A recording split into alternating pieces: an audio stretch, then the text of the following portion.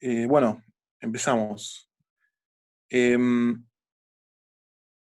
lo que les estaba contando es que, bueno, antes de que se interrumpa, es que logramos deshacernos de todo este problema del éter y todo este problema de necesitar un sistema de referencia absoluto para describir todo en relación a ese sistema, y tuvimos que pagar un precio para deshacernos de esos problemas, y el precio fue esencialmente decir que la velocidad de la luz, no importa desde qué sistema de referencia yo la estoy mirando, es la misma. Entonces, eso, lo que vimos, y es bastante fácil verificar, no es compatible con las transformaciones de Galileo. Es decir, lo que tuvimos que hacer la clase pasada fue deducir otras transformaciones para la posición y la velocidad que se llaman las transformaciones de Lorentz. Y lo que nos dicen las transformaciones de Lorentz es algo como lo siguiente.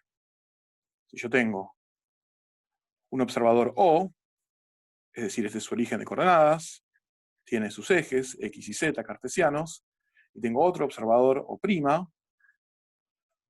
que lo que está haciendo O' es moverse hacia allá respecto a O, con sus ejes X', Y', Z'. Lo que nos dicen las transformaciones de Lorentz es algo como lo siguiente. Hay dos perspectivas distintas sobre el mundo. Una, la perspectiva de O, todo lo que ve O sobre el mundo y lo que mide O sobre el mundo, y una es la de O'. Y las transformaciones de Lorentz nos dan una especie de diccionario, o de más que diccionario, de, sí, un diccionario para trasladar una perspectiva del mundo hacia la otra. Es decir, ¿qué quiere decir una perspectiva del mundo? ¿Qué quiere decir eso exactamente? Bueno, lo que quiere decir es que el mundo de O se compone de cosas que pasan.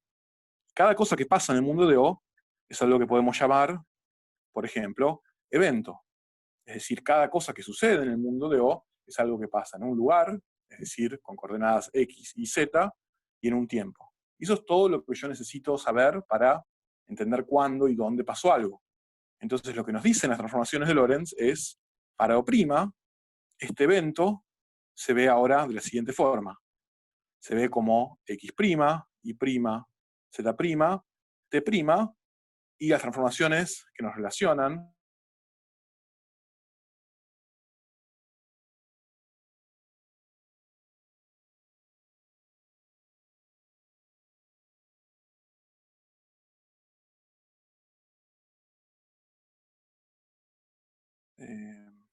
Ahí está.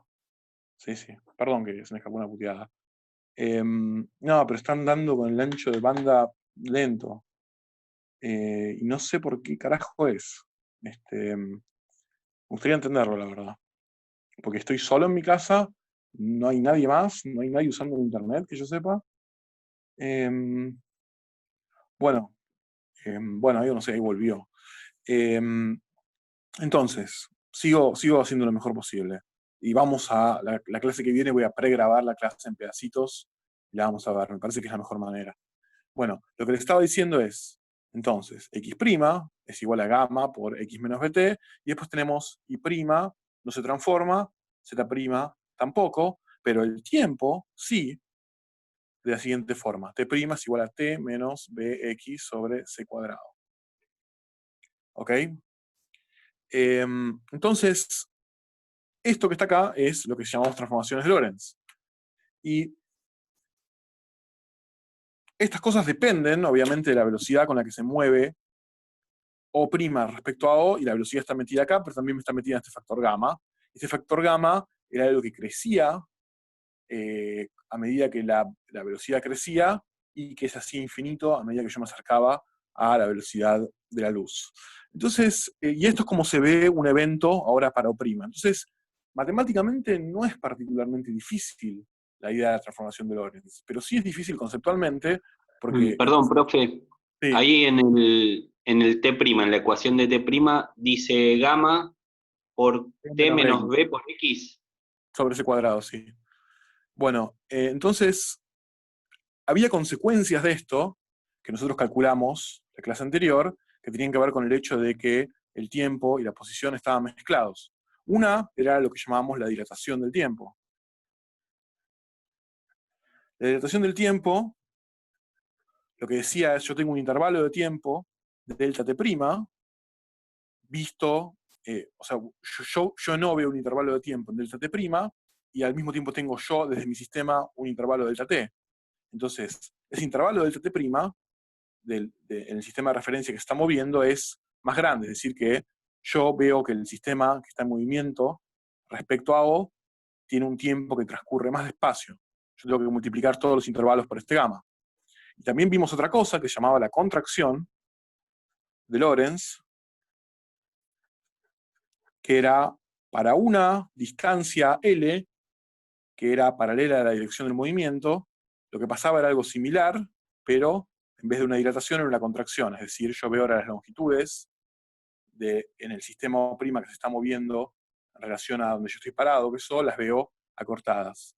Esto es algo que acá hay que pararse un poco y pensar.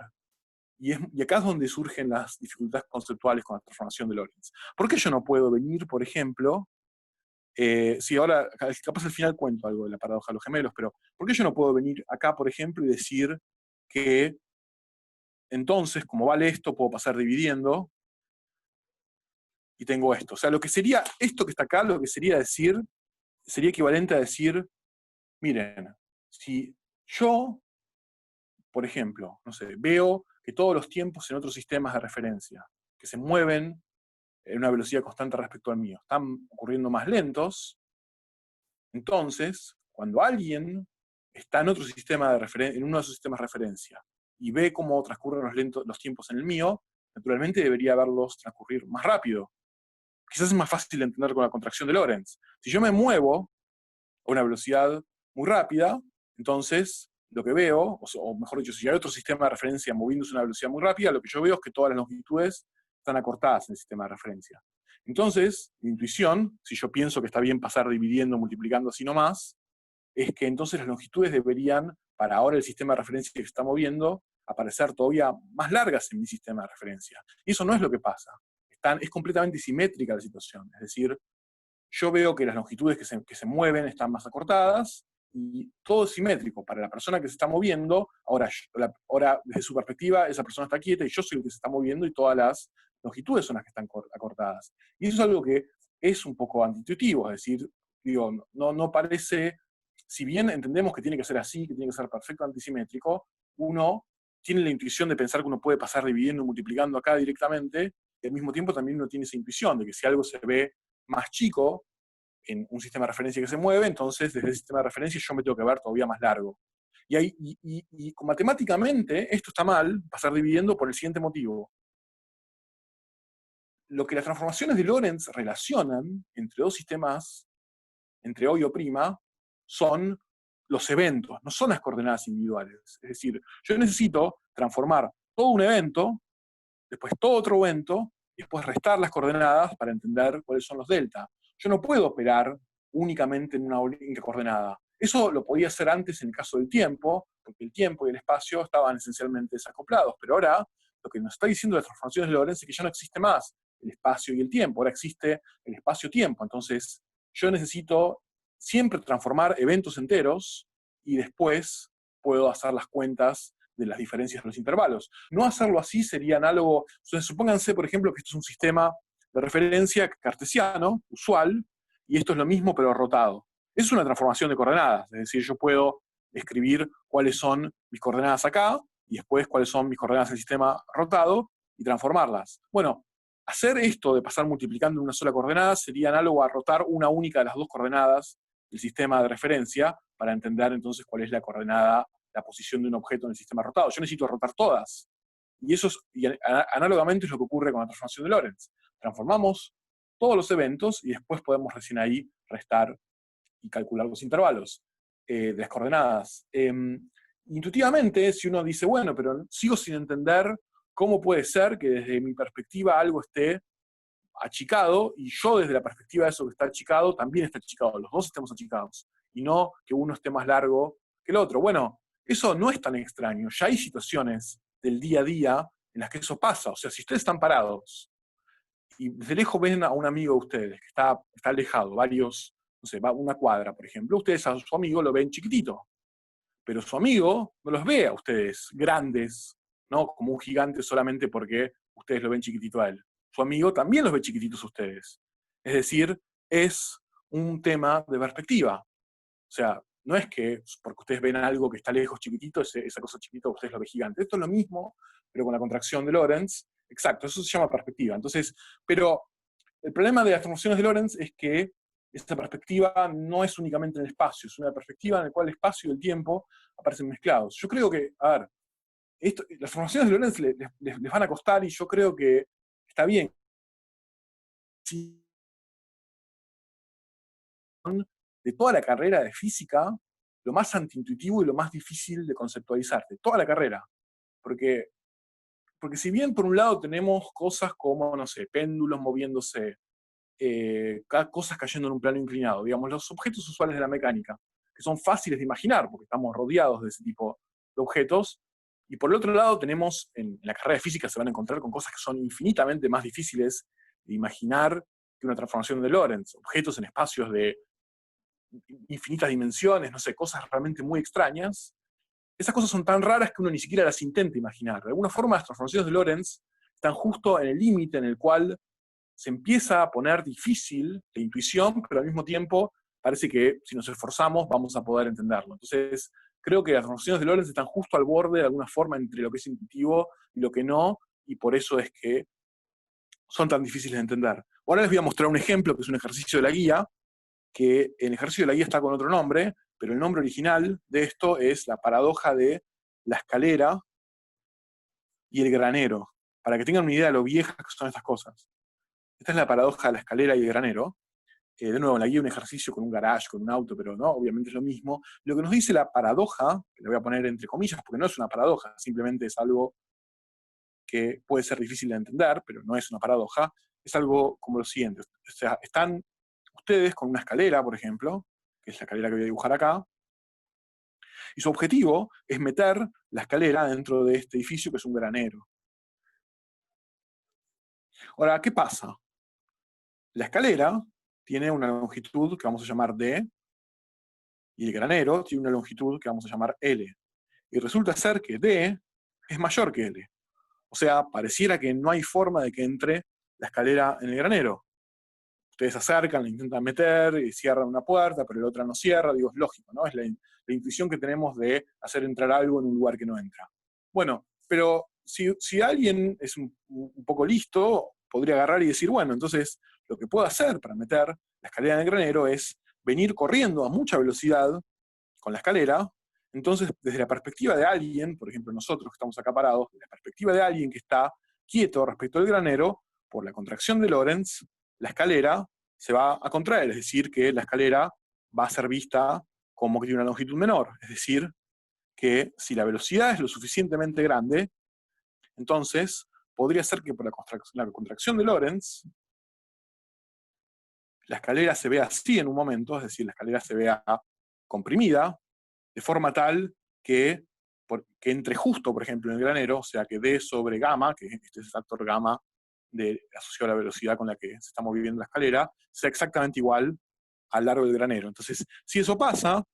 Sí, pero para la escalera se le contrajo el granero, profe. Bueno, esa es la paradoja, ahora vamos a llegar a eso, vamos a poco. Entonces, si eso pasa, entonces, en este momento yo puedo, aunque sea por una milésima, cerrar las puertas y la escalera está enteramente adentro del granero. Por supuesto que después si yo las puertas no las abro, la escalera se va a chocar con el granero, va a desacelerar la escalera, porque cuando se choca frena, y cuando hay aceleraciones ya la relatividad especial no es la teoría que necesitamos la relatividad general, pero hasta ese punto, si alguien cierra y abre las puertas rápidamente, entonces no hay problema. Y esto es algo que ocurre entonces si la escalera se mueve muy rápido, por ejemplo con una velocidad v que es quizás cercana a la de la luz. Entonces, como decía el compañero, uno podría agarrar y decir, bueno, ya está. O sea, ya entendí todo lo que había para entender de este problema y me voy a mi casa. Y eso es porque esencialmente hay una tendencia muy interesante en relatividad especial que es algo de este estilo. Los problemas de relatividad especial son más o menos alguna variante de lo mismo. Hay alguien en la Tierra y hay alguien en una nave yendo a la galaxia Andrómeda. Entonces la pregunta es cómo ve las cosas la persona que está yendo a la galaxia Andrómeda y cómo ve las cosas la persona que está en la Tierra. Y uno siempre piensa en sí mismo como la persona que está en la Tierra, porque ahora estamos en la Tierra, uno no piensa en sí mismo como la persona que está yendo a la galaxia de Andrómeda. Y esto es lo mismo, pensamos como la persona que está parada al lado del garage o del granero, pero ahora en realidad lo que deberíamos pensar es qué pasa si nosotros nos estamos moviendo con la escalera. Si nos estamos moviendo con la escalera, la situación es extraña, porque desde el punto de vista de la escalera está quieta, y ahora el granero es el que se está acercando a la escalera con una velocidad v cercana a la de la luz. Pero esto es completamente simétrico, es decir, si la persona que estaba en el granero veía la escalera comprimida por la contracción de Lorentz, la persona que está ahora moviéndose con la escalera tiene que ver también al granero comprimido. Entonces la pregunta es, ¿cómo es que en un momento la escalera entra y se cierran las puertas?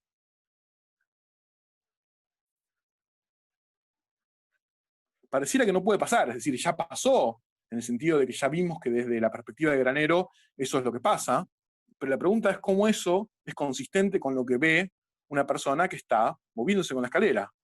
Entonces, ¿qué dicen que es lo que pasa? O sea, los que ya saben la respuesta no spoileen, pero los que lo están pensando ahora, ¿qué piensan que es el error conceptual? ¿Cuál piensan que es la respuesta a esa paradoja? Si es que vale llamar la paradoja. Primero se entiende la paradoja. Hay dos cosas que parece que no cuadran. Hay algo que tiene que entrar en un garage y entra en un sistema de referencia, y en el otro parece que el garage no solamente era igual, o sea, no solamente no es lo igual de difícil que era al principio, sino que ahora es todavía más difícil, porque el garage, o el granero, como quieran llamar, se contrajo todavía más. Bueno, claro, o sea, la respuesta es, ¿cómo es que en un momento entra y cierran las puertas? Bueno, lo que tenemos que ser claros es qué es lo que queremos decir exactamente con en un momento. Es decir, ya no tenemos derecho a tratar las cosas que pasan en el tiempo como separadas de las cosas que pasan en el espacio. La forma correcta de entender este problema no es pensar que hay un tiempo en el cual se cierran las puertas, entonces yo, en base a ese tiempo, calculo cómo es el tiempo en el que se cierran las puertas en el otro sistema. Lo que yo tengo que pensar es en términos de cosas que suceden en el tiempo, pero en el espacio también. Yo tengo que pensar en términos de eventos. Yo tengo que pensar que hay dos eventos que son E1 y E2, y van a ser los eventos que tengan que ver con justamente que las puertas se cerraron. Entonces, ¿quiénes son esos eventos? Bueno, para el observador que está en el granero, el evento 1 es algo que ocurre, o sea, si llamamos, por ejemplo, a este punto lo llamamos X, entonces es algo que ocurre en el punto X y en el momento T. Y ese algo se cierra una puerta de granero. El evento 2 es algo que ocurre en el lugar X más L, es decir, estoy sumando la longitud del granero, porque ocurre en la otra puerta del granero, en el mismo tiempo T, porque las puertas se cierran simultáneamente para la persona que está en el granero. Entonces, ¿qué es lo que pasa ahora para O'? Bueno, si yo, en vez de equivocarme e insistir en que puedo transformar los tiempos únicamente, transformo todos los eventos, entonces yo voy a llegar a que hay dos eventos E1' y E2', que son los eventos que corresponden ahora a O'. Les voy a llamar X1', T1' y X2', T2'. Fíjense que yo ya no puse acá un T' que es el mismo para los dos, porque nadie me asegura que va a ser, y de hecho no es el caso.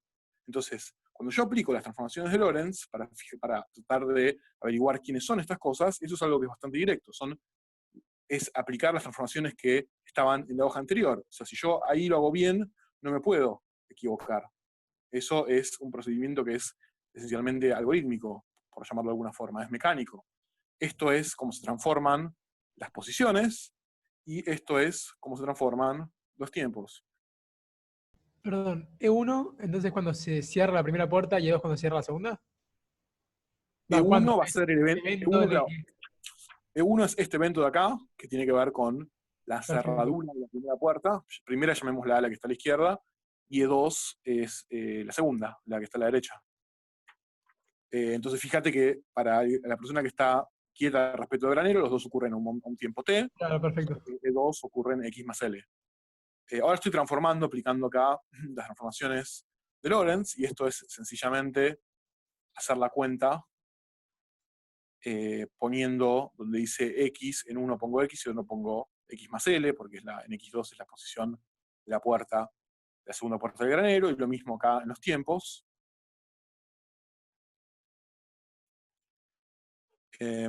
Entonces, obviamente, si yo miro esto, yo me doy cuenta de que los tiempos no son iguales, es decir, que hice bien en no suponer que eran iguales porque terminaron no siéndolos. De hecho, si yo tomo la resta de este tiempo y este otro tiempo, los dejo a ustedes para que lo hagan, pero fíjense que todos los términos se van a ir porque aparecen, el tiempo t se va a ir, el tiempo x se va a ir, el único término que no se va a ir va a ser el que tiene una L, porque es el que no aparece repetido.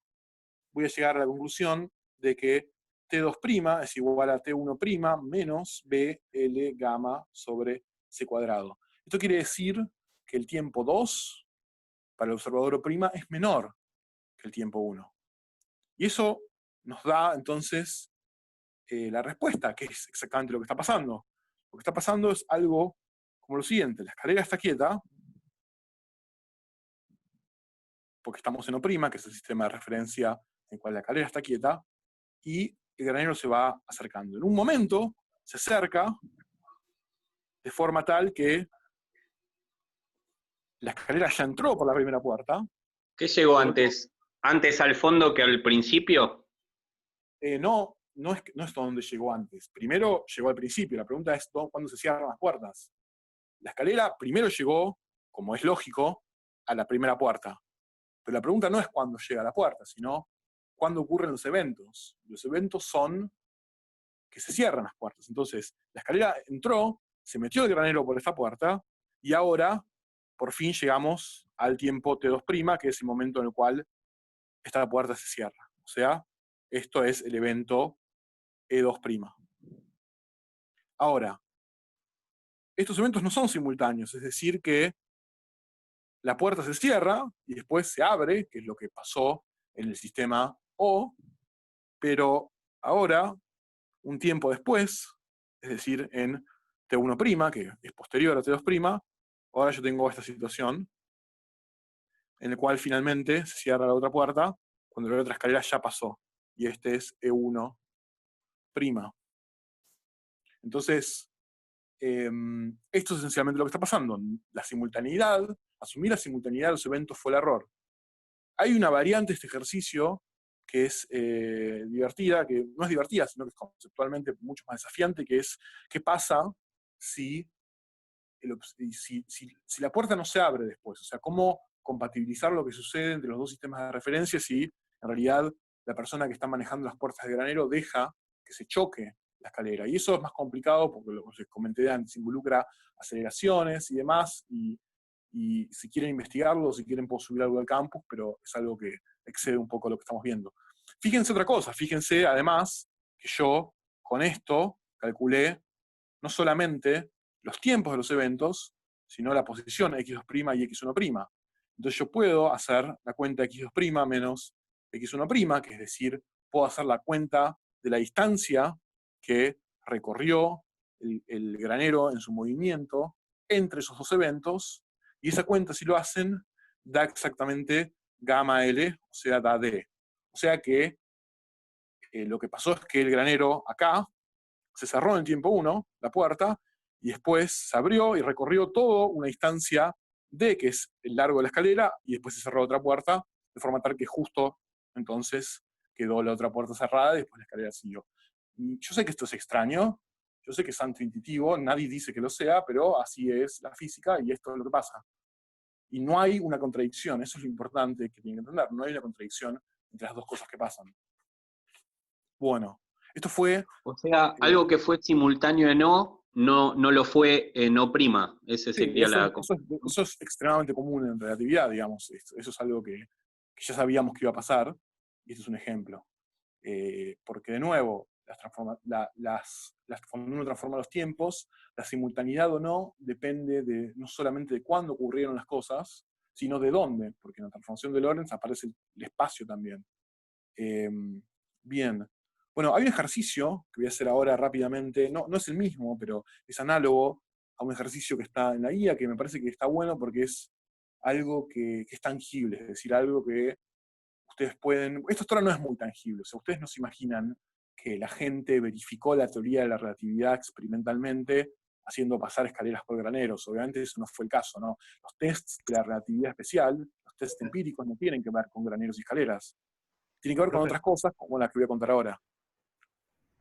una pregunta, profe. Sí. Si el que estaba en el sistema estacionario, quieto, ponle el granero, y bueno, como que la escalera se lo lleva puesto. Para él está dentro del granero, pero para el que está en el sistema de la escalera, en realidad la escalera como que lo atropelló afuera del granero. A ver, vamos a ver si entendemos cómo es esto. Vos decís, ¿cómo es la secuencia? La Yo estoy persona- parado con el granero, o sea que para mí el granero tiene el tamaño normal, Claro. y ahora viene la escalera, muy rápidamente, o sea que la escalera está contraída, para mí. ¿Y qué es lo que pasa, decís? Vos estás parado dentro del granero. Bien, yo estoy acá. Y que la escalera te atropella a vos, pero para vos estás, o sea, te pega mientras vos estás adentro del granero. Sí. El sistema que está en la escalera, cuando te pegó, en realidad te pegó afuera del granero. Eh, a mí me pegó antes de que se cierre esta puerta, ¿no? Entonces, a mí me pegó en algún momento antes de que esto ocurra. O sea, no entiendo por qué yo tengo que estar afuera del granero para que eso pase. Yo puedo estar, cuando me pegó, acá parado, contraído, pero adentro del granero, y la escalera me pega en un momento determinado, que va a ser, por supuesto, antes de que cierre esta puerta. O sea, me pegará acá, en un momento, digamos, que será anterior.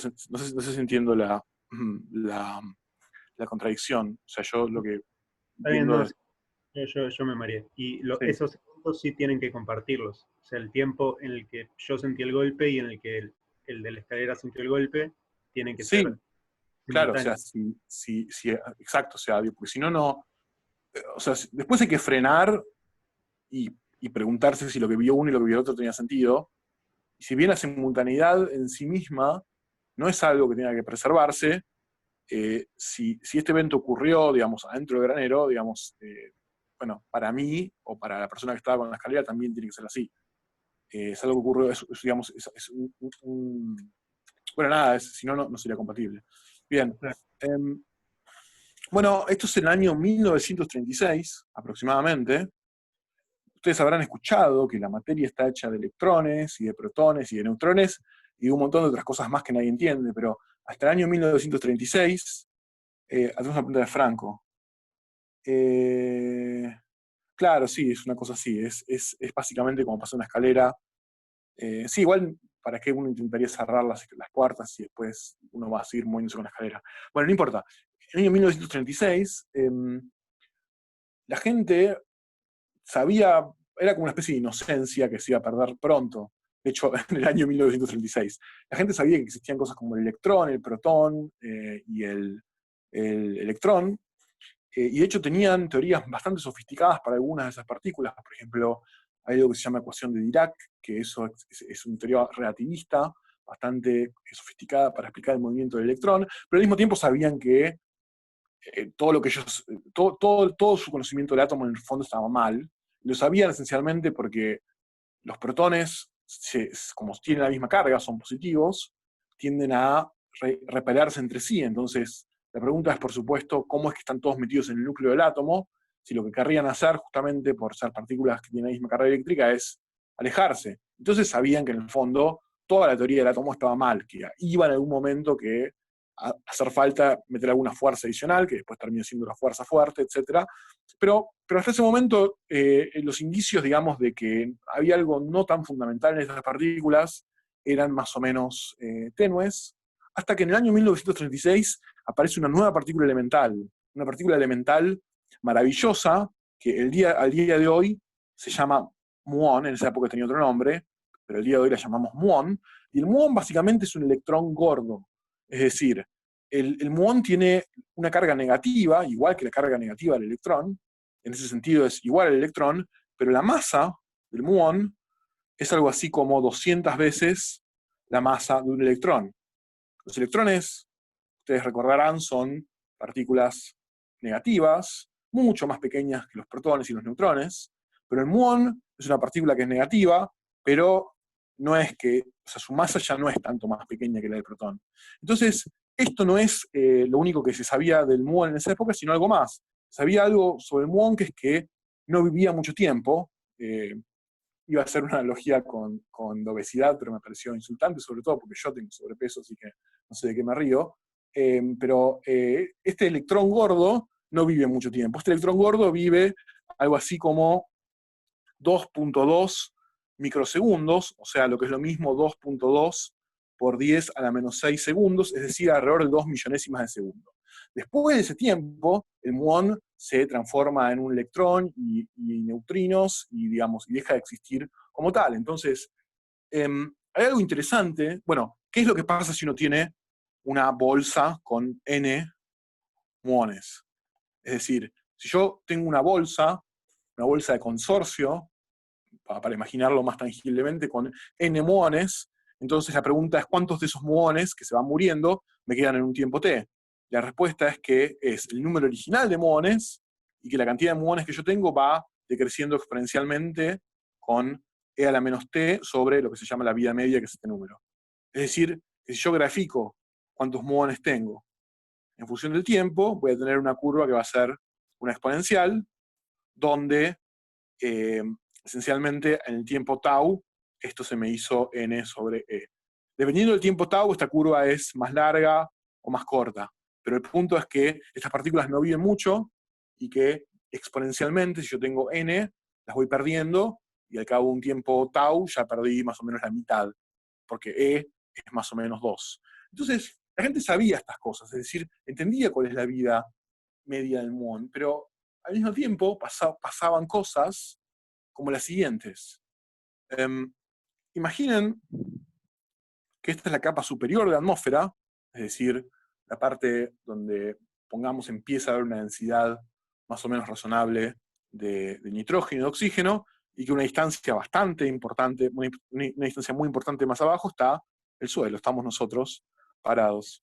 Entonces, una de las formas en las cuales la gente sabía que podían aparecer los muones era un proceso de este estilo.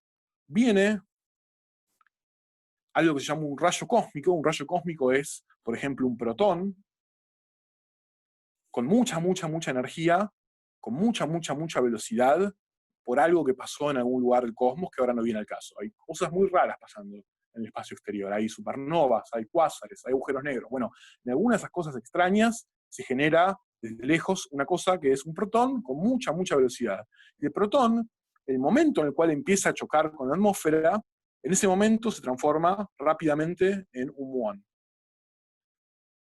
Eso es algo que la gente sabía que tenía que pasar. Entonces, fíjense que uno puede preguntarse cuánto es la distancia media que va a recorrer un muón antes de desaparecer, porque los muones no viven mucho. Entonces, si bien se generó acá un muón y acá se murió, digamos, este tiempo es pequeño, es decir, son del orden de una millonésima de segundo. Entonces, la pregunta es ¿cuánto es esta distancia media? Bueno, una forma de calcular cuánto es esta distancia media, podríamos decir que la distancia media que recorre un muón antes de desaparecer es la velocidad con la que se mueve ese muón por el tiempo en promedio que vive un muón. O sea, que la distancia media es la velocidad con la que se mueve por este tau que dijimos que era 2.2 por 10 a la menos 6 segundos. Entonces, sí, pero si la velocidad era altísima, tengo que tener en cuenta las transformaciones de Lorentz. Eso es lo que va a pasar. Sí, bueno, depende de qué. Ahora vamos a llegar a eso, depende de cómo lo veas. Entonces, aparte, estas partículas vienen a velocidades súper rápidas. Por ejemplo, una velocidad a la que uno puede llegar a medir un muón moviéndose es, por ejemplo, 0.9999 la velocidad de la luz. Es decir, 0.39 por la velocidad de la luz es una velocidad con la que puede llegar a venir uno de estos muones. Eso es prácticamente lo mismo que decir la velocidad de la luz. Y la velocidad de la luz son algo así como 300 1000 kilómetros, o sea, 300 millones de metros sobre segundo, o lo que es lo mismo en notación científica, 3 por 10 a la 8 metros sobre segundo. Entonces, yo ahora puedo agarrar y meter esta velocidad, que es la velocidad de la luz, pero los muones pueden tener velocidades muy cercanas a la de la luz, y meterlo en esta ecuación y multiplicarlo por la vida media. Entonces, yo la cuenta que tengo que hacer es 3 por 10 a la 8 metros sobre segundo por 2.2 por 10 a la menos 6 segundos. Y esta cuenta da algo así como 300 metros. Es decir, que lo que está pasando es que los muones viven tan poco, tienen una vida media tan corta, que incluso moviéndose a la velocidad de la luz, uno no podría esperar que esta distancia de media sea mucho mayor a 300 metros. Pero este número es mucho mayor a 300 metros. Esto es la altura de la capa superior de la atmósfera, y los muones se midieron en algún punto de acá abajo. Entonces pareciera ser que no hay chance de que un muón llegue a acá porque simplemente se desintegran demasiado rápido. Y ya se habían detectado. Entonces, por supuesto, la respuesta es que el muón, el tiempo que importa para calcular cuánto tiempo vive el muón es el tiempo en su sistema de referencia. Y si el muón se está moviendo a una velocidad que es casi la velocidad de la luz, entonces el tiempo va a estar dilatado enormemente para ese muón. Entonces, en realidad, la distancia media no es esta. La distancia media que yo tengo que calcular es la velocidad con la que se mueve el muón por gamma por tau. Este número es un número muy grande que puede ser cercano a la velocidad de la luz.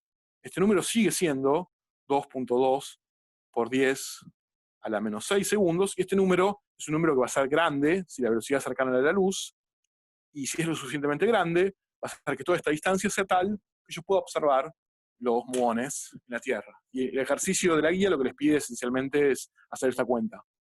Entonces, de nuevo, acá hay algo que siempre es instructivo hacer con la relatividad especial, que es pensar cómo es para el otro sistema de referencia. Es decir, nosotros ya entendimos qué es lo que pasaba siendo las personitas que están paradas acá en la Tierra. Pero ahora preguntémonos qué pasa si en realidad nosotros estamos viajando con el muón. Si nosotros estamos viajando con el muón, la pregunta es, entonces, desde el punto de vista del muón, ¿qué es lo que pasa? ¿Cómo el muón entiende que logró llegar al suelo? Bueno, desde el punto de vista del muón, lo que pasa es que logra llegar al suelo, no porque desde su sistema de referencia el muón viva más, es decir, el muón sabe que su vida es esto, y experimenta... Sino que la atmósfera está contraída y el tiempo está dilatado. Exacto, o sea, la atmósfera que el muón atraviesa simplemente está contraída, es decir, el muón entiende que llegó en su tiempo de vida simplemente porque la atmósfera se contrajo y recorrió menos distancia, justamente la distancia para que todo se compense y llegue a este punto tal como lo vio el observador. A ver, vamos a suponer un ejemplo que capaz es un poco más cercano. Supónganse que en una estrella que está a 1000 años luz de la Tierra hay una raza de alienígenas. Y la raza de alienígenas, un día aparece uno y se descubrió una nueva especie que se llaman humanos. Los humanos viven en un planeta a 1000 años luz del nuestro, y además viven muy poco, tienen una vida media de unos 75 años. Entonces, si yo tengo una bolsa con N humanos, la cantidad, ¿no? la cantidad de humanos que tengo va decreciendo exponencialmente una vez que pasan los 75 años. Y todo el mundo está fascinado con los humanos y el tiempo de vida tau que tienen de 75 años. Entonces, por supuesto que esta raza de alienígenas sabe que nada se mueve más rápido que la velocidad de la luz.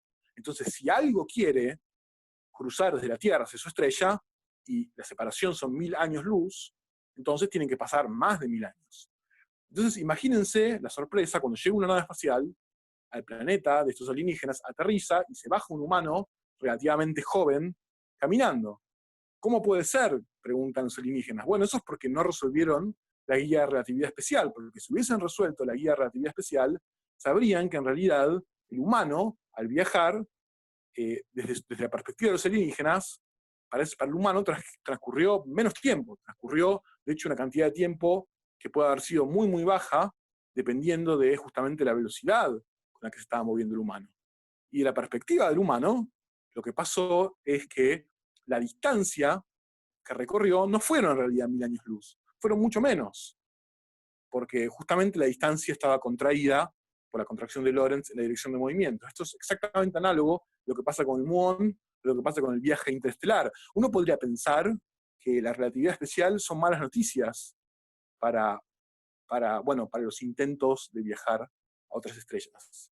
Y uno podría pensar eso porque ponen un límite a la velocidad de la luz. Es decir, uno querría poder moverse más rápido que la velocidad de la luz si uno quiere llegar a otras estrellas. Y uno podría pensar que es muy triste, que uno nunca va a poder llegar a una estrella que está a 1000 años luz, y la respuesta es que en realidad en la relatividad especial, en cierto sentido, no son malas noticias, son buenas noticias, porque uno puede llegar a esos astros lejanos justamente porque, dependiendo de cómo uno lo vea, o bien las distancias se dilatan, se contraen, o bien los tiempos se dilatan. Digo que es una buena noticia a medias, porque por supuesto, si uno después llega al planeta, se da vuelta y regresa al punto donde salió, que por ejemplo puede ser la Tierra, lo que esa persona va a descubrir es que en realidad pasó muchísimo más tiempo en el sistema de referencia de la Tierra. Y eso es interesante. Primero es interesante culturalmente. No sé si sabían, por ejemplo, de que Brian May, que es el guitarrista de Queen, es astrofísico, además de ser guitarrista de Queen, y hay un tema de Queen que se llama 39, que no me acuerdo en qué álbum está, que claramente no lo escribió Freddie Mercury ese tema, en el que justamente la letra cuenta la historia de unos exploradores espaciales que se escaparon de la Tierra para buscar otros planetas, y cuando volvieron se encontraron con que sus nietos ya eran ancianos, lo cual es muy triste.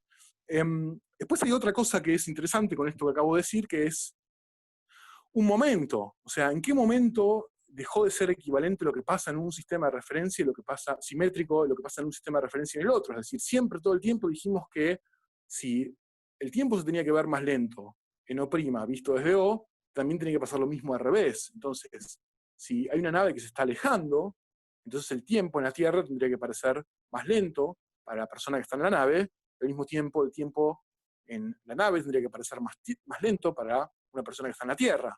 Entonces, ¿por qué es que cuando llega a la nave y vuelve a la Tierra, lo que termina pasando es que uno de los dos es más viejo? En realidad, lo que la simetría dictaría es que los dos tienen que ser al mismo tiempo más viejos, y eso es la paradoja del gemelo. Y la paradoja del gemelo, como todas estas paradojas que estoy mencionando, en realidad no es una paradoja. En realidad, sería asimétrica la situación si los dos sistemas hubiesen estado siempre moviéndose con una velocidad constante uno respecto al otro. Eso es la situación simétrica. Pero eso no es lo que pasó. En algún momento, la persona que viajó al otro planeta tuvo que frenar, tuvo que desacelerar, tuvo que dar la vuelta y tuvo que volver. O sea que en ese proceso pasaron un montón de cosas para ese observador que no pasaron para alguien que estaba en la Tierra. La persona que estaba en la Tierra no tuvo que frenar, no tuvo que dar la vuelta y no tuvo que regresar. Entonces, la respuesta es que no es una paradoja, porque los dos sistemas no son simétricos, pasaron cosas para O' con la relatividad general, que básicamente es lo que nos permite hacer cuentas de qué pasa con las dilataciones temporales cuando hay aceleraciones. Uno puede hacer la cuenta y entender qué pasó, y lo que pasa es que efectivamente la persona que se fue, aceleró y volvió, es más joven que la persona que se quedó en el planeta. O sea que la canción de Brian May está bien. Bueno, vamos a hacer una cuenta rápido, que es la cuenta de cómo se transforman las velocidades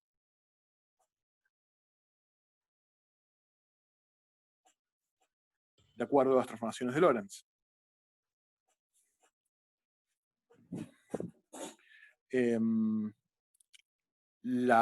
La pregunta es la siguiente. Nosotros estamos, como siempre, acá parados. Somos O, y acá hay, no sé, por ejemplo, un auto. El auto se está moviendo hacia allá con una velocidad v, que es v en x versor de O. Lo mismo de siempre, si este es x versor.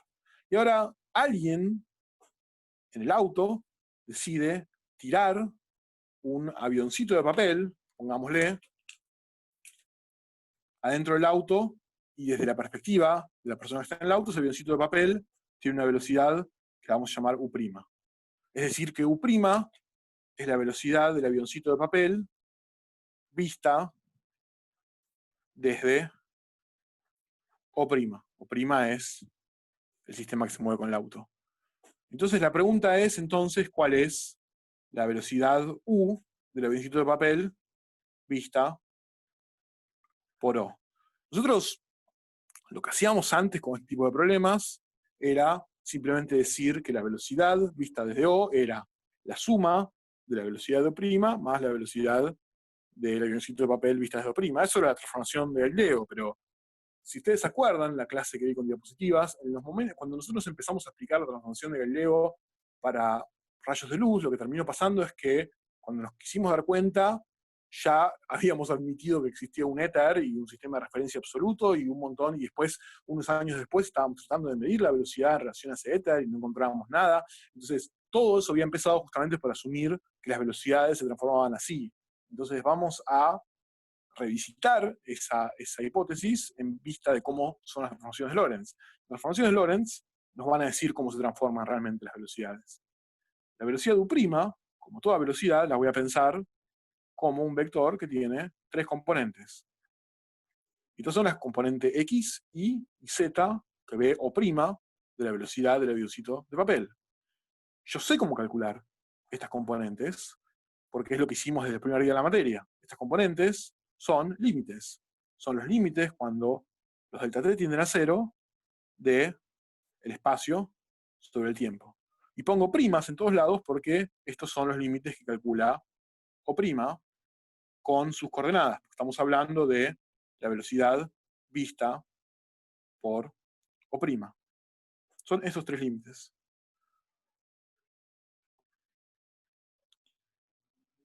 Al mismo tiempo, lo que yo quiero encontrar es cuánto es la velocidad vista por O. Y ese va a ser un vector que va a tener coordenadas Ux, Ui y Uz.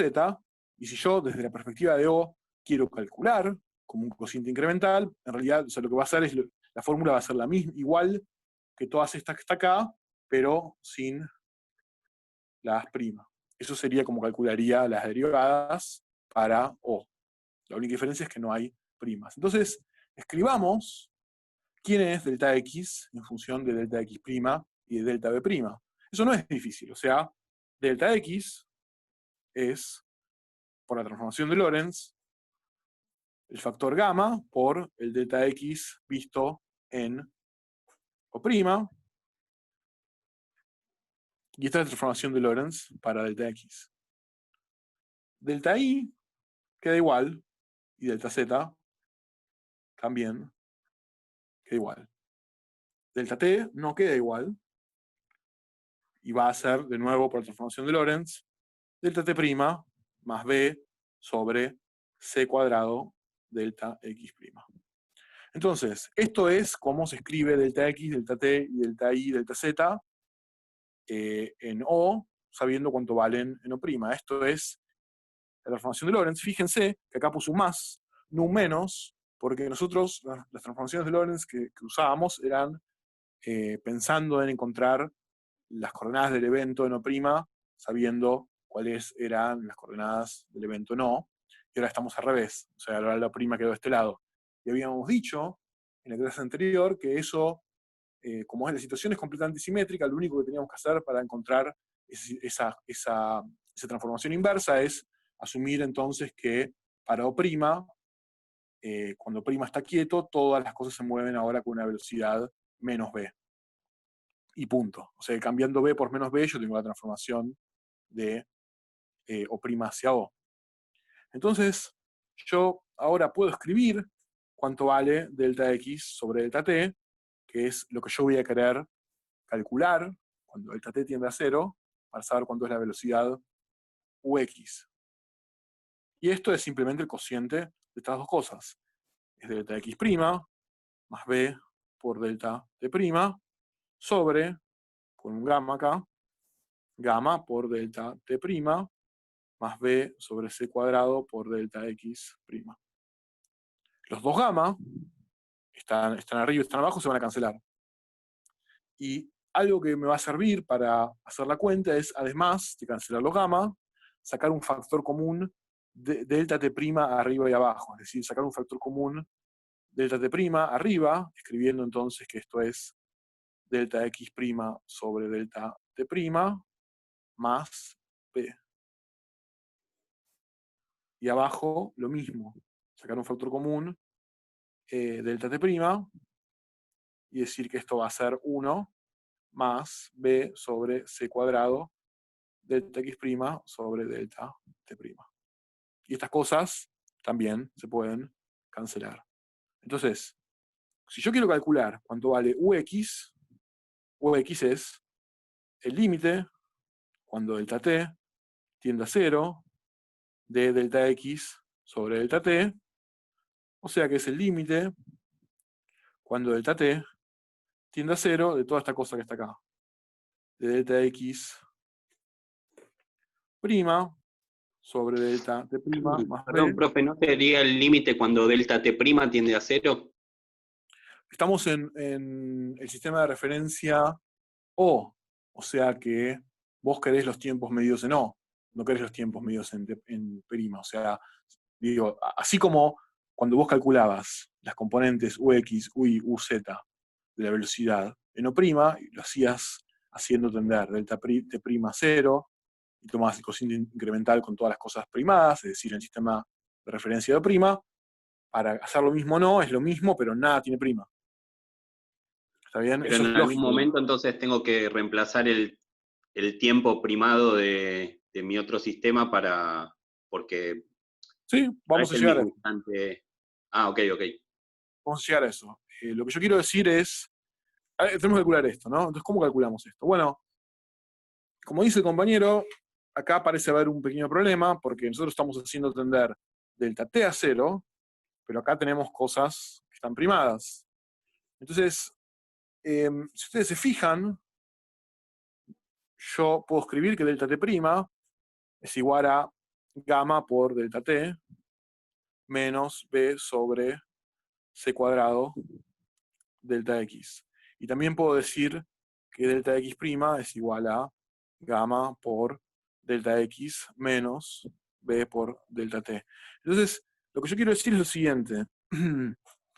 Fíjense, si delta t' se hace muy pequeño, es decir, si los dos tiempos del delta t' se acercan mucho entre sí, eso lo que quiere decir es que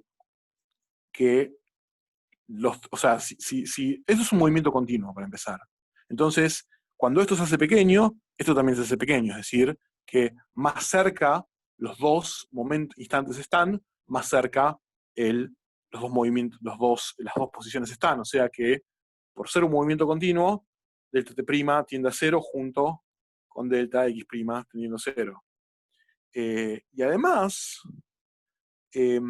fíjense que lo que yo puedo decir es que, entonces, hacer que esta cosa que está acá, delta t, tienda a 0, es decir, tomar dos tiempos muy cercanos en O, es lo mismo que tomar dos tiempos muy cercanos en O'. ¿Por qué? Porque si hay dos tiempos muy cercanos en O, entonces esto tiende a 0, y esto tiende a 0, entonces todo esto también tiende a 0. Es decir, que cuando las cosas tienden a 0 en un sistema de referencia, también tienden a 0 en el otro. Es decir, que yo acá puedo reemplazar este delta t por un delta t', porque de nuevo, si dos puntos están muy cerca en delta t, en el delta t es muy pequeño, entonces eso significa que el delta x también va a ser muy pequeño, y entonces esto más esto también va a ser muy pequeño, y entonces si el delta t es muy pequeño, el delta t' también es muy pequeño. Entonces yo puedo hacer esta cuenta todo como si acá estuviese un delta t'. Esto es algo que esencialmente lo que nos dice es que porque las transformaciones de Lorentz son continuas, y también porque el movimiento es continuo, dos cosas que están muy cerca tienen que estar también muy cerca. Entonces, esto lo que quiere decir entonces es que yo puedo agarrar y calcular este límite Ux como el límite cuando delta t' tiende a 0 de esta cosa sobre 1 más b sobre c cuadrado. Y este límite no es difícil de calcular porque lo que yo me doy cuenta es que puedo distribuir el límite en la parte de arriba de la división y en la parte de abajo. Todas estas cosas son funciones continuas, todas son funciones que se portan bien, entonces yo eventualmente voy a poder meter este límite con esta parte de acá, y esto va a ser lo que yo dije que era Ux', y cuando este límite lo meta acá abajo, esto va a ser también Ux'.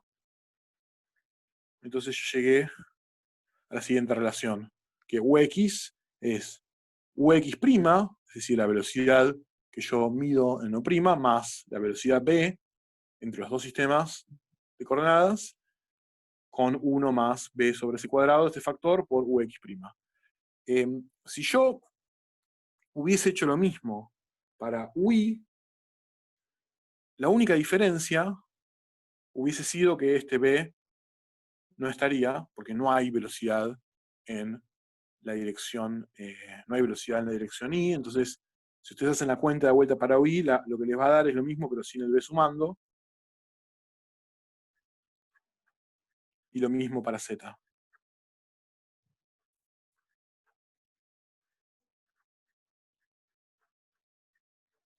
Y estos son como se transforman las velocidades. Esa B, esa velocidad, ¿de qué sería? Esta es la Sí, esa. velocidad con la que se mueve O' respecto de O. Es esta de Ah, acá. es del sistema de referencia. Claro, es la velocidad entre los dos sistemas de referencia.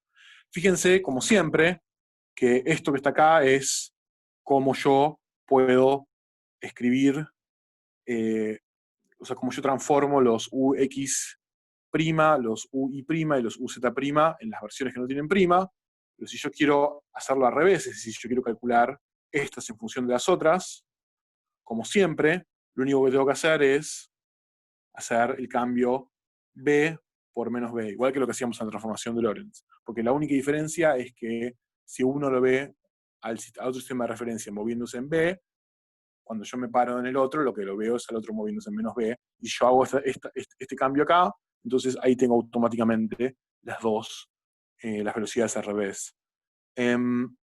Acá hay una única cuenta que me gustaría hacer, que es la siguiente. Recuerden entonces que los problemas en los que nosotros nos metíamos eran de este estilo: tener un auto,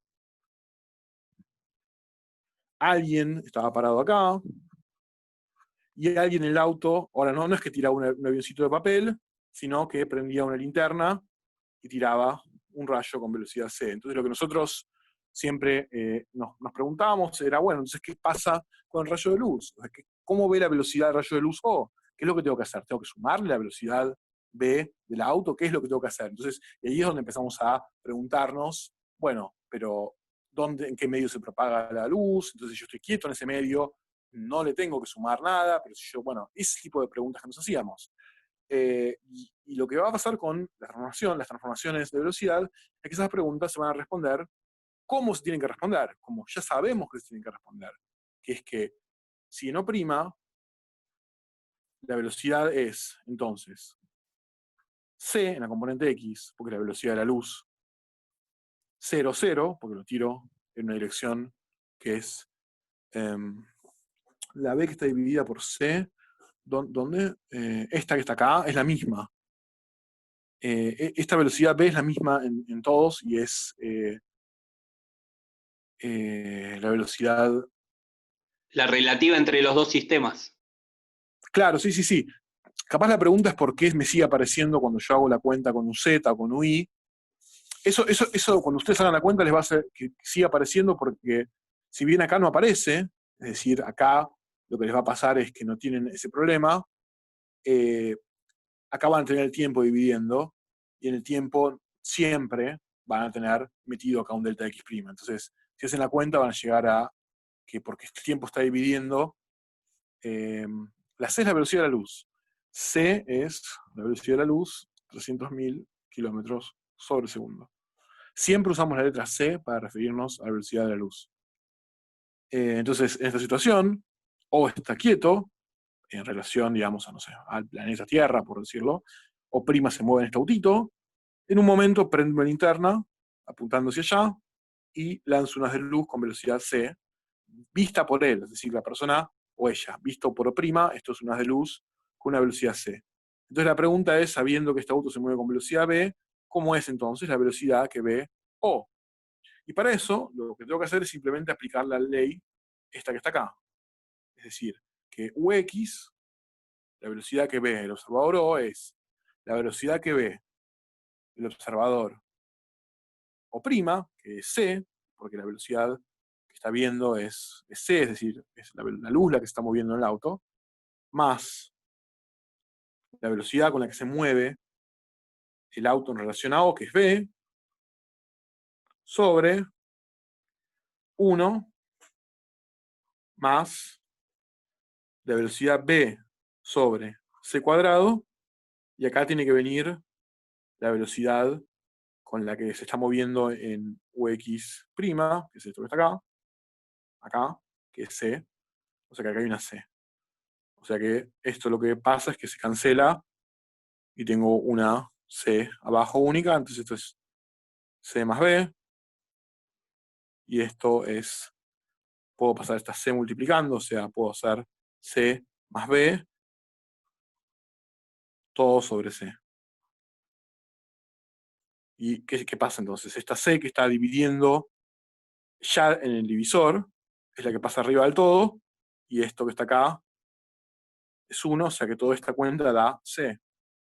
Es decir, que cuando yo transformo y me fijo cuál es la velocidad del haz de luz que se está moviendo en O' con una velocidad c, ¿cuál es la velocidad que veo? La respuesta es lo que ya sabíamos que tenía que dar, la respuesta es de nuevo c.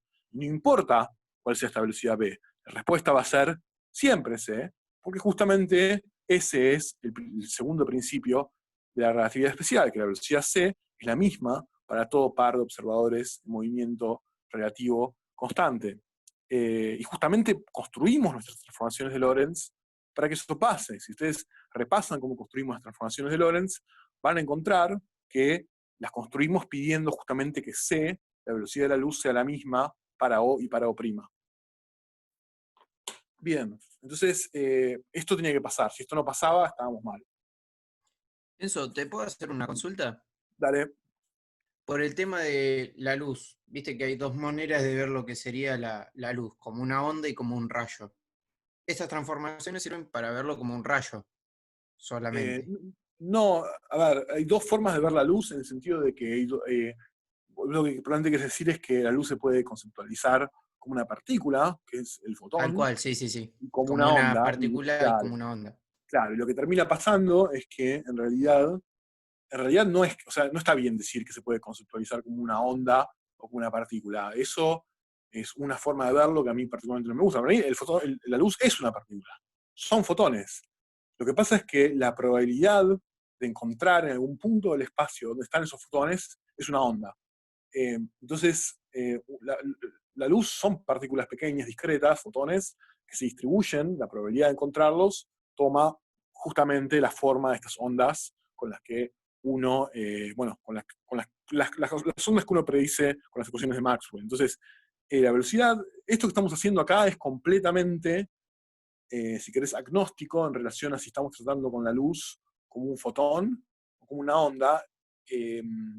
Esto es anterior a la cuántica, aunque 2 meses después de Einstein, o no, antes creo que, unos meses antes de proponer esto, Einstein también publicó un paper donde justamente mostraba que la luz se podía tratar como un fotón, que fue uno de los primeros papers fundacionales de la mecánica cuántica, pero hasta este punto nosotros todavía no pensamos si la luz es un fotón o no. Lo único que estamos pensando es que la luz es algo que se propaga en el vacío con una velocidad que es la misma en todos los sistemas de referencia, y punto. Si es un fotón o si es una onda, a priori no nos interesa a nosotros. Después lo que va a terminar pasando es que cuando alguien se ponga a hacer cuántica sobre el electromagnetismo, es decir, alguien haga lo que se llama la electrodinámica cuántica, va a efectivamente desarrollar una teoría del electromagnetismo que encuentra cuáles son si querés, esas funciones que describen la probabilidad de encontrar fotones, y entiende cómo describir el aspecto cuántico de los fotones utilizando una versión adaptada de la electrodinámica. Y lo que es interesante es que esto que estamos haciendo ahora es tan general, es tan abarcativo, asume tan poco sobre la luz, que algo que seguro va a tener que cumplir esa teoría cuántica del electromagnetismo es que va a tener que ser invariante frente a transformaciones de Lorentz. Es decir, que las transformaciones de Lorentz van a ser las transformaciones correctas para relacionar, por ejemplo, la posición de un fotón entre dos sistemas de referencia. La mecánica cuántica original, la mecánica cuántica de los años 20, la mecánica cuántica que formularon, bueno, empezó al principio Einstein, pero después gente como Heisenberg, Bohr, Pauli, toda esa gente, Schrödinger, esa mecánica cuántica no era invariante ante las transformaciones de Lorentz, es decir, que esa mecánica cuántica se transformaba, las coordenadas, con las transformadas de Galileo. Entonces, la gente ya sabía que esa mecánica cuántica estaba mal. Es decir, la gente sabía que esa mecánica cuántica tenía que ser una primera aproximación o una mecánica cuántica que se transformasen las coordenadas justamente con las transformaciones de Lorentz. Y eso fue esencialmente lo que hizo Dirac. Escribió una ecuación relativista. Pero no importa, nos estamos adelantando. Lo que yo digo es que esto es extremadamente general. No importa si es una luz, no importa si es una onda, no importa si es un fotón. Es tan general que después, cuando uno haga una teoría cuántica de la luz, va a tener que cumplir esa teoría cuántica con las transformaciones de Lorentz. Perfecto, Bueno, y ahora, gracias. sí, ahora quiero dar algo que en realidad no sé si es de, creo que no es estrictamente de física 1, pero creo que todos lo podemos entender. Y creo que está bueno para realmente entender, como cerrar un poco el círculo y entender realmente todo este tema de la simetría, si hay un observador privilegiado o no. Estrictamente creo que estos son temas de física 2, pero no veo por qué no darlos en este momento, porque creo que se pueden entender. Entonces lo que quiero hablar es del efecto Doppler. Seguramente escucharon hablar del efecto Doppler, o vieron a Sheldon disfrazado del efecto Doppler, o sea, saben lo que es el efecto Doppler, o tienen un entendimiento, aunque sea superficial, de lo que es el efecto Doppler. Ahora lo vamos a desarrollar con un poco más de detalle. Ustedes están parados acá. Esos son ustedes. Y acá hay por ejemplo, un parlante. Este parlante está emitiendo sonido. ¿Qué es el sonido? Bueno, el sonido son ondas longitudinales de presión. Es decir, que hay la presión en el aire, es como si ustedes piensan como que el sonido es como una onda de presión, donde la presión, la densidad de las moléculas de nitrógeno, oxígeno y todas las demás que hay en la atmósfera aumenta y va viajando hacia ustedes. O sea, esto lo que está haciendo es emitir pulsos, donde la rayita esta que estoy dibujando vertical son lugares donde hay mayor densidad, y eso es básicamente una onda de sonido. Si ustedes por ejemplo, se fijan cuánto vale la densidad en este momento determinado, van a encontrar que la densidad tiene valores más altos donde yo dibujé las rayitas verticales. Esto es, por ejemplo, la densidad o la presión del aire. Esas rayitas se llaman también frentes de onda. Básicamente, imagínense que esto es algo que hace como que va soltando un sonido con una cierta periodicidad. De hecho, la periodicidad la vamos a llamar tau. Esto es el periodo con el cual esto sucede. El periodo es el tiempo entre que esto emite dos de estas rayitas. O sea, esto emite una rayita, ustedes esperan un tiempo tau, y después emite otra rayita. Y esto a veces también se escribe como 1 sobre esta letra griega que no sé cómo pronunciarla, pero esta letra griega básicamente lo que significa es la frecuencia, es decir, la inversa del periodo. Es decir, si yo en un segundo, espero un segundo de tiempo, por ejemplo, gracias. En un segundo, ¿cuántos de estas rayitas verticales van a aparecer? Bueno, este es este número. Esta es la frecuencia. Tantas por segundo. Entonces, para entender la onda, nos hace falta un concepto más, que es la separación entre estas rayitas. Es decir, en el espacio, fíjense que esto emite una de estas ondas viajan a una velocidad, que es la velocidad del sonido. Entonces, se emite una de estas ondas, una de estas rayitas, pasan tau, pasa un tiempo tau, y después se emite la otra. Entonces, en ese tiempo tau, ¿cuánto viajó la rayita anterior? Bueno, en ese tiempo tau, la rayita anterior viajó una distancia lambda, es decir, una distancia dada por el tiempo por la velocidad. O sea, el tiempo es el periodo y la velocidad es la velocidad del sonido. Entonces, esto se lo imaginan. Sale la primera de estas rayitas, yo espero un tiempo tau y tiro la segunda. Y la separación en las dos justamente está cuando se alejó la rayita anterior, y eso es el tiempo que esperé por la velocidad con la que se mueve. Y esto es una relación entre lo que se llama la longitud de onda, que es la separación entre estas dos rayitas, y esto es la velocidad con la que se mueve en el medio, y esto es el periodo. Otra forma de escribir esto es, como el periodo es 1 sobre nu, esto es bs sobre nu. Hasta ahora creo que todo esto es más o menos razonable lo que estoy escribiendo, no hay nada particularmente extraño, son rayas moviéndose. Esto es un problema de cinemática, y de hecho el efecto Doppler se puede resolver con cosas que vimos en la guía 1 de esta materia. ¿Qué es el efecto Doppler? Bueno, supónganse que ustedes están acá parados, pero ahora este parlante no está quieto, es decir, este parlante está acercándose a ustedes con una velocidad v. Entonces, intuitivamente lo que va a pasar es que cuando esto suelte una rayita, la rayita se va a empezar a mover, pero cuando suelte la otra rayita, esto va a estar más cerca de la rayita anterior porque se movió en la misma dirección. O sea, lo que va a pasar es que estas cosas se van a tender a aplanar, a apilar. Yo suelto una, y después, cuando suelto la otra, me acerqué solamente porque la fuente se fue acercando del sonido, entonces cuando tiro la otra estoy más cerca. Eso es intuitivamente lo que va a pasar. Podemos hacer la cuenta y podemos entender qué es lo que pasa. Imagínense que esta es la raya que les está llegando a ustedes. La raya, ustedes están acá parados, ¿no? Y esta es justo la raya que les está llegando. Entonces, la que voy a poner acá, con líneas punteadas, es la siguiente raya que les llegaría si esto no estuviese en movimiento. Es decir, si esto estuviese quieto, ustedes esperarían un tiempo tau, y después esta sería la siguiente raya que les llegaría. Pero como esto en realidad no está quieto, sino que se está acercando, y se movió una distancia para allá, en el tiempo tau, la siguiente raya va a estar más cerca. Se va a emitir más cerca de ustedes, porque la fuente se movió. Entonces, la distancia entre la raya esta y la punteada, que es la que ustedes verían si no se estuviese moviendo la fuente, es lo que yo llamé lambda, es decir, la longitud de onda de la onda original, es decir, este lambda de acá. Cuando por fuente me refiero al altoparlante. Cuando el altoparlante no se está moviendo, bueno, la separación es lambda. Pero esto en realidad, como la fuente se está moviendo, de hecho, la fuente se acercó hacia ustedes en el tiempo del periodo tau, se acercó P por tau, entonces esta segunda onda se emite más cerca de ustedes, y esta es la distancia. ¿Se entiende lo que estoy diciendo, no? Esto es lo que sería si la emisión de la siguiente onda que les llega a ustedes, si esto no estuviese moviéndose, pero como se movió, la emite, bueno, un poco más adelante. ¿Cuánto tiempo se movió? Es el tiempo que pasa entre que se emiten dos de estas ondas por la velocidad con la que me moví. Entonces, esto en realidad lo que resulta es que la separación entre las dos ondas es menor.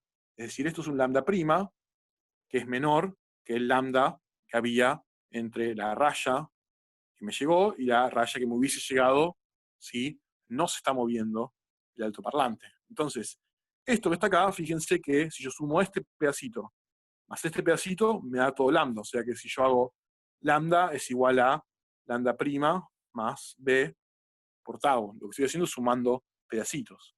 Análogamente puedo restar y decir que lambda prima es lambda menos b por tau. Ahora, ¿quién es ¿Tenés lambda? que multiplicar por un factor gamma?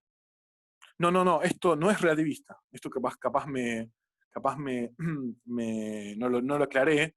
Esto es física clásica. Esto es efecto Doppler. O sea, acá estas velocidades son velocidades de un tren, de un avión. Estas no son velocidades cercanas a la luz. Así que todo lo que vamos a hacer, no tenemos que preocuparnos con las transformaciones de Lorentz. Esto que estamos haciendo ahora es física clásica. Estamos calculando cómo es el efecto Doppler en velocidades relativamente pequeñas. Entonces, no hay ningún factor gamma acá. Entonces, esto, yo se puedo pasar el b tau restando, me queda lambda por b tau. Ahora, ¿quién es? ¿Quién es lambda? Bueno, lambda es la longitud de onda del sonido cuando no se está moviendo la fuente. Yo dije que eso justamente era la velocidad del sonido sobre nu. Entonces, esto es la velocidad del sonido sobre nu. Y esto que está acá es B sobre nu, simplemente porque tau es 1 sobre nu. Así que todo lo que está multiplicando por tau es lo mismo tenerlo multiplicando por tau o tenerlo dividido por nu. Entonces, esto que está acá es 1, o sea, la velocidad del sonido menos la velocidad por sobre nu. Ahora, este es lambda prima, es decir, este lambda prima es el lambda prima, entonces, acá, esto es el lambda prima, que yo, como estoy parado y la fuente está acercándose a mí, veo un lambda prima que es menor, entonces yo veo una frecuencia que es distinta también. Es decir, a mí como esta separación es menor, me llega una mayor cantidad de estas rayitas por unidad de tiempo. Es decir, yo lo que ahora utilizo esta misma relación, lambda, pero para las primas. Es decir, yo sé que lambda prima es igual a la velocidad del sonido, porque la onda se mueve a la velocidad del sonido, no importa si la fuente se está moviendo. Esto es importante, es decir, la fuente emite un sonido como una propagación en un medio, que es el aire. Entonces, cuando perturba el aire, lo que es intrínseco al sonido, es decir, es la velocidad justamente de propagación en ese medio. Entonces, no importa si esto se está moviendo hacia allá o no. Lo que importa es en qué medio se están moviendo las ondas de sonido. Y ese medio es el aire. Entonces, la velocidad con la que se acercan estas ondas siempre es la velocidad del sonido. Es decir, no se suma esta velocidad con esta. Esto es algo que yo en la diapositiva se los había ilustrado con alguien con un megáfono arriba de un avión. Entonces, eso es lo que termina pasando, es que esa persona que está con el megáfono arriba del avión, incluso si el avión se mueve más rápido que la velocidad del sonido, puede ir dejando su propio sonido atrás. Es decir, es una propagación en un medio en el cual esta persona está quieta en relación a ese medio, que es la atmósfera, y esta persona que está acercando se está moviendo, pero no importa la velocidad del sonido es la velocidad del sonido. Entonces, lambda prima es la velocidad del sonido sobre ahora cuál va a ser la frecuencia con la que va a escuchar esta persona ondas acercándose a la longitud de onda de lambda prima, que es esto que está acá. O sea que en definitiva yo puedo decir que esto es igual a esto, es decir, que Bs menos B sobre nu es igual a la velocidad del sonido sobre nu prima. O sea que puedo despejar nu prima. Y nu prima es, entonces, si yo despejo, es la velocidad del sonido sobre la velocidad del sonido menos B por nu. U otra forma de escribirlo es 1 sobre 1 menos B sobre la velocidad del sonido por nu, donde lo que hice acá fue sacar factor común y cancelar. Lo importante acá es que esta ecuación nos relaciona dos cosas. Relaciona nu, que es la frecuencia de la onda cuando no se está moviendo, la frecuencia de la onda que corresponde a la longitud de onda lambda, la frecuencia de la onda que yo escucho cuando el altoparlante está quieto, me lo relaciona con esto, que es ahora la frecuencia de la onda que yo mido en la situación en la cual la fuente se está acercando. Se van apilando estas rayitas, que son los picos de la onda. Entonces yo lo que estoy parado acá es que mido en realidad una frecuencia mayor, porque me llegan por unidad de tiempo más de estos. ¿Cuántos más? Bueno, es algo que computo con este factor. Este factor, fíjense que es algo que es positivo, es decir, que esto es mayor o igual a 1.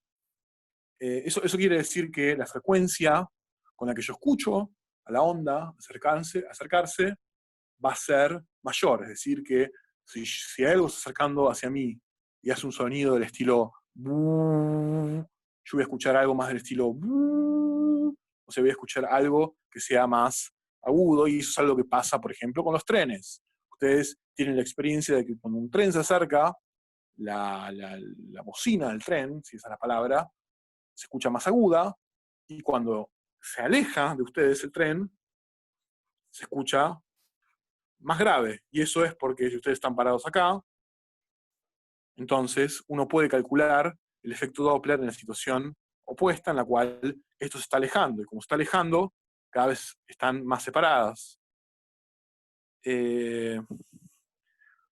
Partiendo desde acá, ¿es la pregunta? ¿O antes?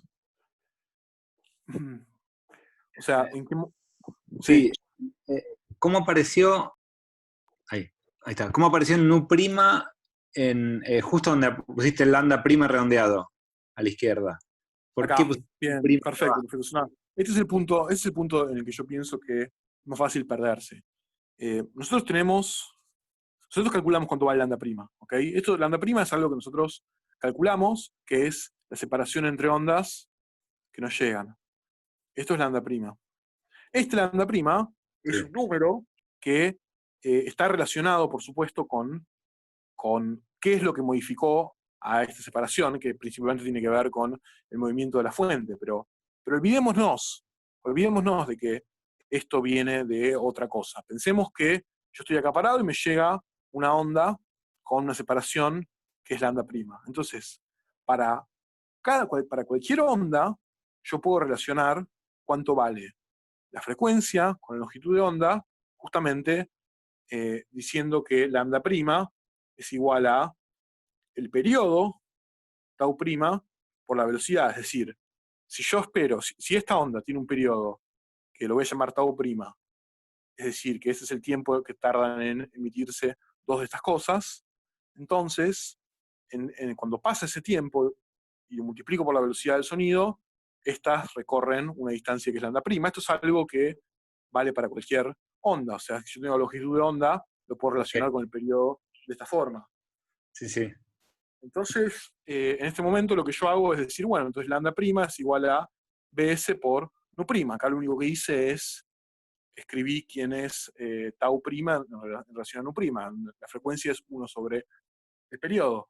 Entonces, acá fue donde finalmente escribí cuánto vale de lo que yo había calculado antes, y lo que yo había calculado antes es que valía esto que está acá. Esto que está acá lo calculé justamente haciendo esta cuenta, viendo cuánto se desplazaba por la velocidad de la fuente, y me dio este valor que depende de la frecuencia nu original de la fuente, y acá tengo entonces algo que me relaciona la frecuencia original con la frecuencia ahora real que yo voy a percibir porque estas cosas están más apiladas. Entonces ahí puedo relacionar nu prima con nu. ¿Entiendes? Perfecto. Sí, sí, Bueno, perfecto. Buenísimo. genial. Si uno hace esta cuenta, por ejemplo, para el caso de algo que se está alejando, es similar, es decir, supónganse que para reafirmar conceptos vamos a hacerla. Supónganse que este es entonces digamos, la onda que me llega a mí en un momento determinado. Estoy acá parado y me llega esta. Esta que está acá, de nuevo, sería la rayita vertical que me llegaría si esto estuviese quieto. Es decir, que esto es lo que está separado por la longitud de onda lambda, que es la longitud de onda que yo mido si la fuente no se mueve. Pero como esto se está alejando, en realidad la siguiente de esas rayitas fue emitida un poco más atrás. ¿Cuánto más atrás? Bueno, B por tau.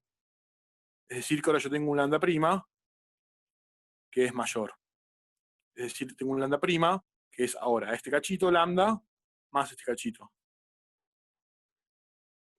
Entonces yo puedo hacer la cuenta igual que lo que hice en la parte de arriba y llegar a que nu prima es igual a 1 sobre 1 más ahora B sobre velocidad del sonido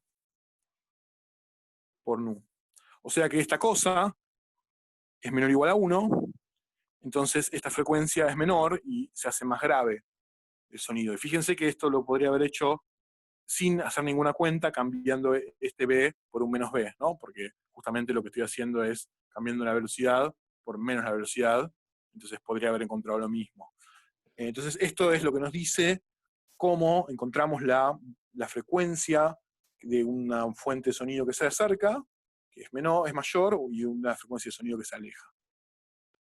Y me imagino que el efecto Doppler, un radar Doppler fijo al piso, lo que analiza es el eco que le vuelve y ve si algo se está acercando o alejando, ¿no? Sí, también así, con eso te encanan con las multas de tráfico, si no me equivoco, ¿no? Es básicamente lo que hacen es, te tiran una onda, la onda se refleja y vuelve, y dependiendo de qué tan rápido te estás moviendo, se calcula cómo cambió la frecuencia, y con eso básicamente sabemos en ese momento si la persona estaba o no violando un límite de velocidad. Con eso te encanan, tiene una pistolita, bueno.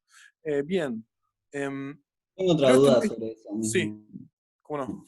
O sea, no veo, o sea, o no intuyo cómo es, o sea, cómo me doy cuenta que cuando se acerca algo que está generando sonido, la frecuencia se achica.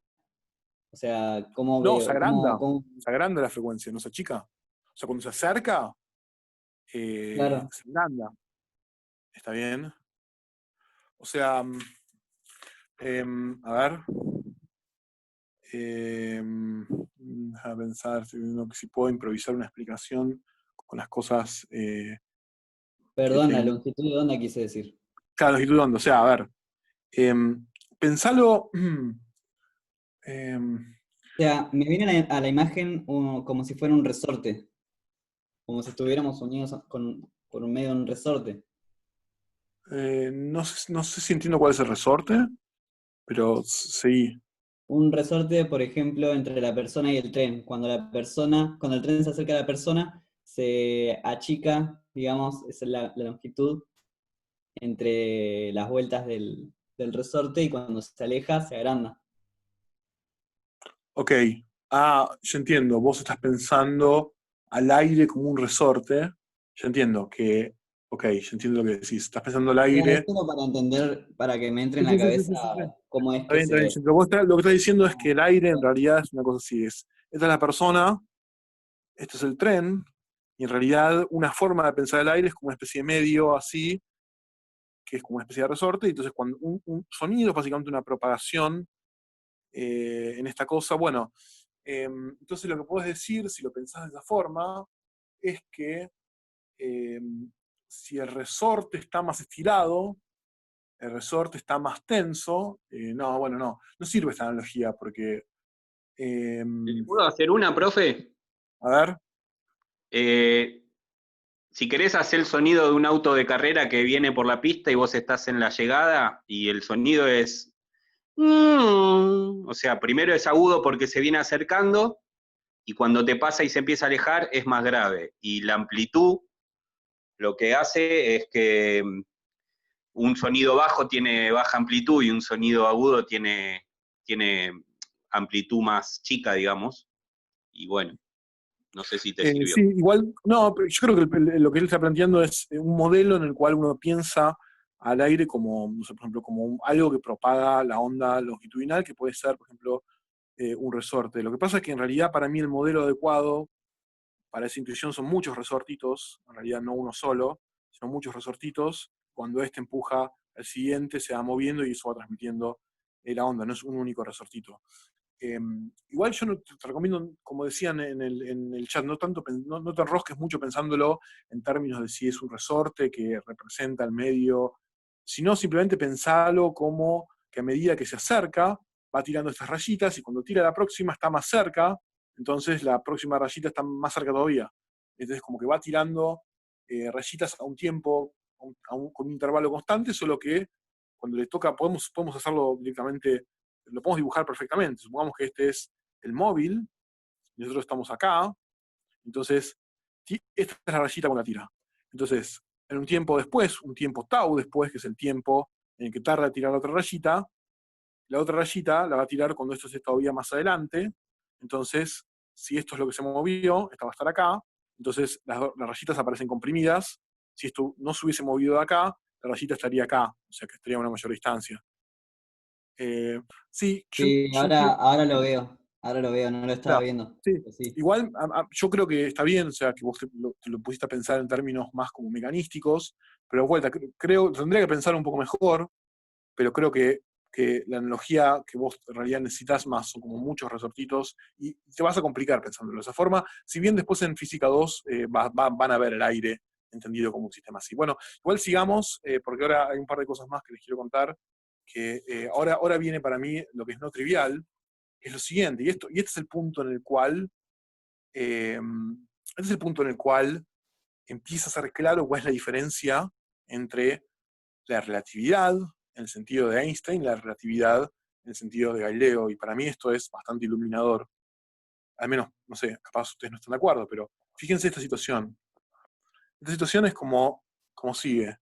Tenemos una fuente que está quieta, es decir, la fuente tiene una velocidad que es 0, no está moviéndose, y tira ondas, tira rayitas. Pero ahora, los que nos estamos moviendo somos nosotros, y nos estamos acercando con una velocidad v hacia la fuente. Entonces, si esto fuese la relatividad de Einstein, esto ya sabríamos cuál es la respuesta del efecto Doppler. El efecto Doppler tiene que ser el mismo que yo calculé cuando yo estaba quieto y la fuente se estaba acercando. Y esa no va a ser la respuesta, si lo piensan un poco. Dijiste Einstein y me parece que hiciste decir Galileo, ¿no? Puede ser, puede ser. Lo que yo quiero decir es, de acuerdo a la relatividad de Einstein, la relatividad especial, sabemos que pensamos que el efecto Doppler en esta situación tendría que ser completamente equivalente al efecto Doppler en esta situación, cuando nosotros estamos quietos y la fuente se está moviendo. Pero eso no es, ahora vamos a hacer una cuenta que va a mostrar que eso no es lo que pasa. Esto no pasa. Es decir, que no es lo mismo esta situación con la que nosotros nos acercamos a la fuente cuando la fuente se acerca a nosotros. Es más, de hecho, podríamos utilizar la diferencia entre el efecto Doppler calculado en esta situación en relación a la situación anterior para saber, por ejemplo, si nos estamos moviendo o no en la atmósfera. Y eso, ¿por qué es? Bueno, porque la situación no es la misma. Es decir, nosotros, en lo que hice en la hoja anterior, estábamos quietos en relación al medio en el cual se propagaba la onda. Estábamos quietos en relación con la atmósfera. Y la atmósfera, para las ondas que se propagan justamente en la atmósfera, representa un sistema de referencia X privilegiado, es decir, no es lo mismo estar quieto en relación a donde se propaga el medio que moviéndose en el sistema en el que se propaga el medio. Esto es todo lo que dijimos sobre el éter, pero aplicado al caso de la atmósfera, y en el caso de la atmósfera está bien aplicarlo, porque a diferencia del éter, la atmósfera existe.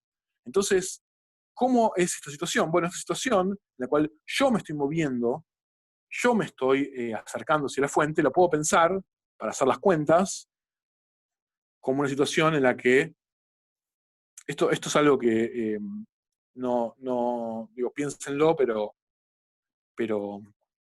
si lo piensan, espero que lleguen a estén de acuerdo conmigo.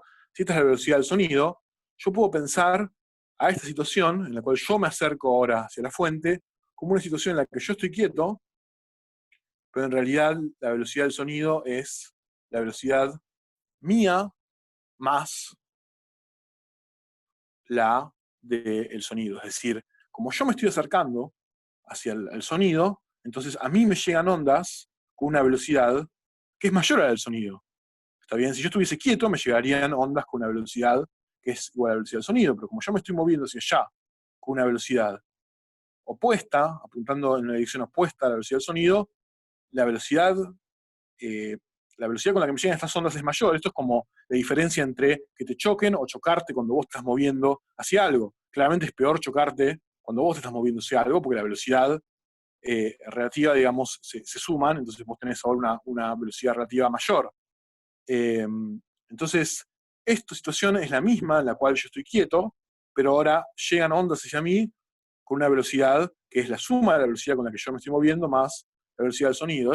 La analogía del choque creo que es buena, digamos. La diferencia con el caso anterior es que ahora no me están llegando ondas a la velocidad del sonido, me están llegando ondas a la velocidad del sonido más mi velocidad en el medio, porque yo me las voy a encontrar, las ondas. Entonces es bastante directo calcular cuánto vale en este caso la frecuencia, porque en este caso, esencialmente, yo lo que tengo que decir es que la longitud de onda es, acá antes yo ponía la velocidad del sonido dividido nu, pero esta onda no está moviendo la velocidad del sonido, está moviendo la velocidad del sonido más mi velocidad. O sea, que esto en realidad es lambda prima, es decir, estoy trabajando con una onda que se mueve, me llega a una velocidad que es la suma de mi velocidad más la velocidad del sonido, porque me la estoy yendo a chocar. Y esto, para cualquier onda, como dijimos, tiene que ser igual a la velocidad del sonido sobre el nu original. Entonces, yo puedo despejar de acá que el nu' es igual a 1 más la velocidad sobre la velocidad del sonido por nu. Esto es algo que simplemente despejan. Y esto esencialmente es cómo se ve la frecuencia si yo me estoy yendo a encontrar a la onda. Esto que está acá es mayor o igual a 1, por supuesto. Es decir, que si yo me estoy yendo a encontrar la onda, también la escucho más agudo. También escucho la frecuencia como si la frecuencia estuviese aumentada. Pero no es igual el aumento que cuando yo estoy quieto en el medio y la onda se acerca hacia mí. Eso es lo que acabamos de ver. ¿Está bien? O sea que yo, en este caso en particular, la diferencia es, si no me acuerdo mal, era algo así como 1 sobre 1 menos b sobre b. Este era el caso en el cual la fuente se acerca a mí, y este es el caso en el cual yo me acerco a la fuente.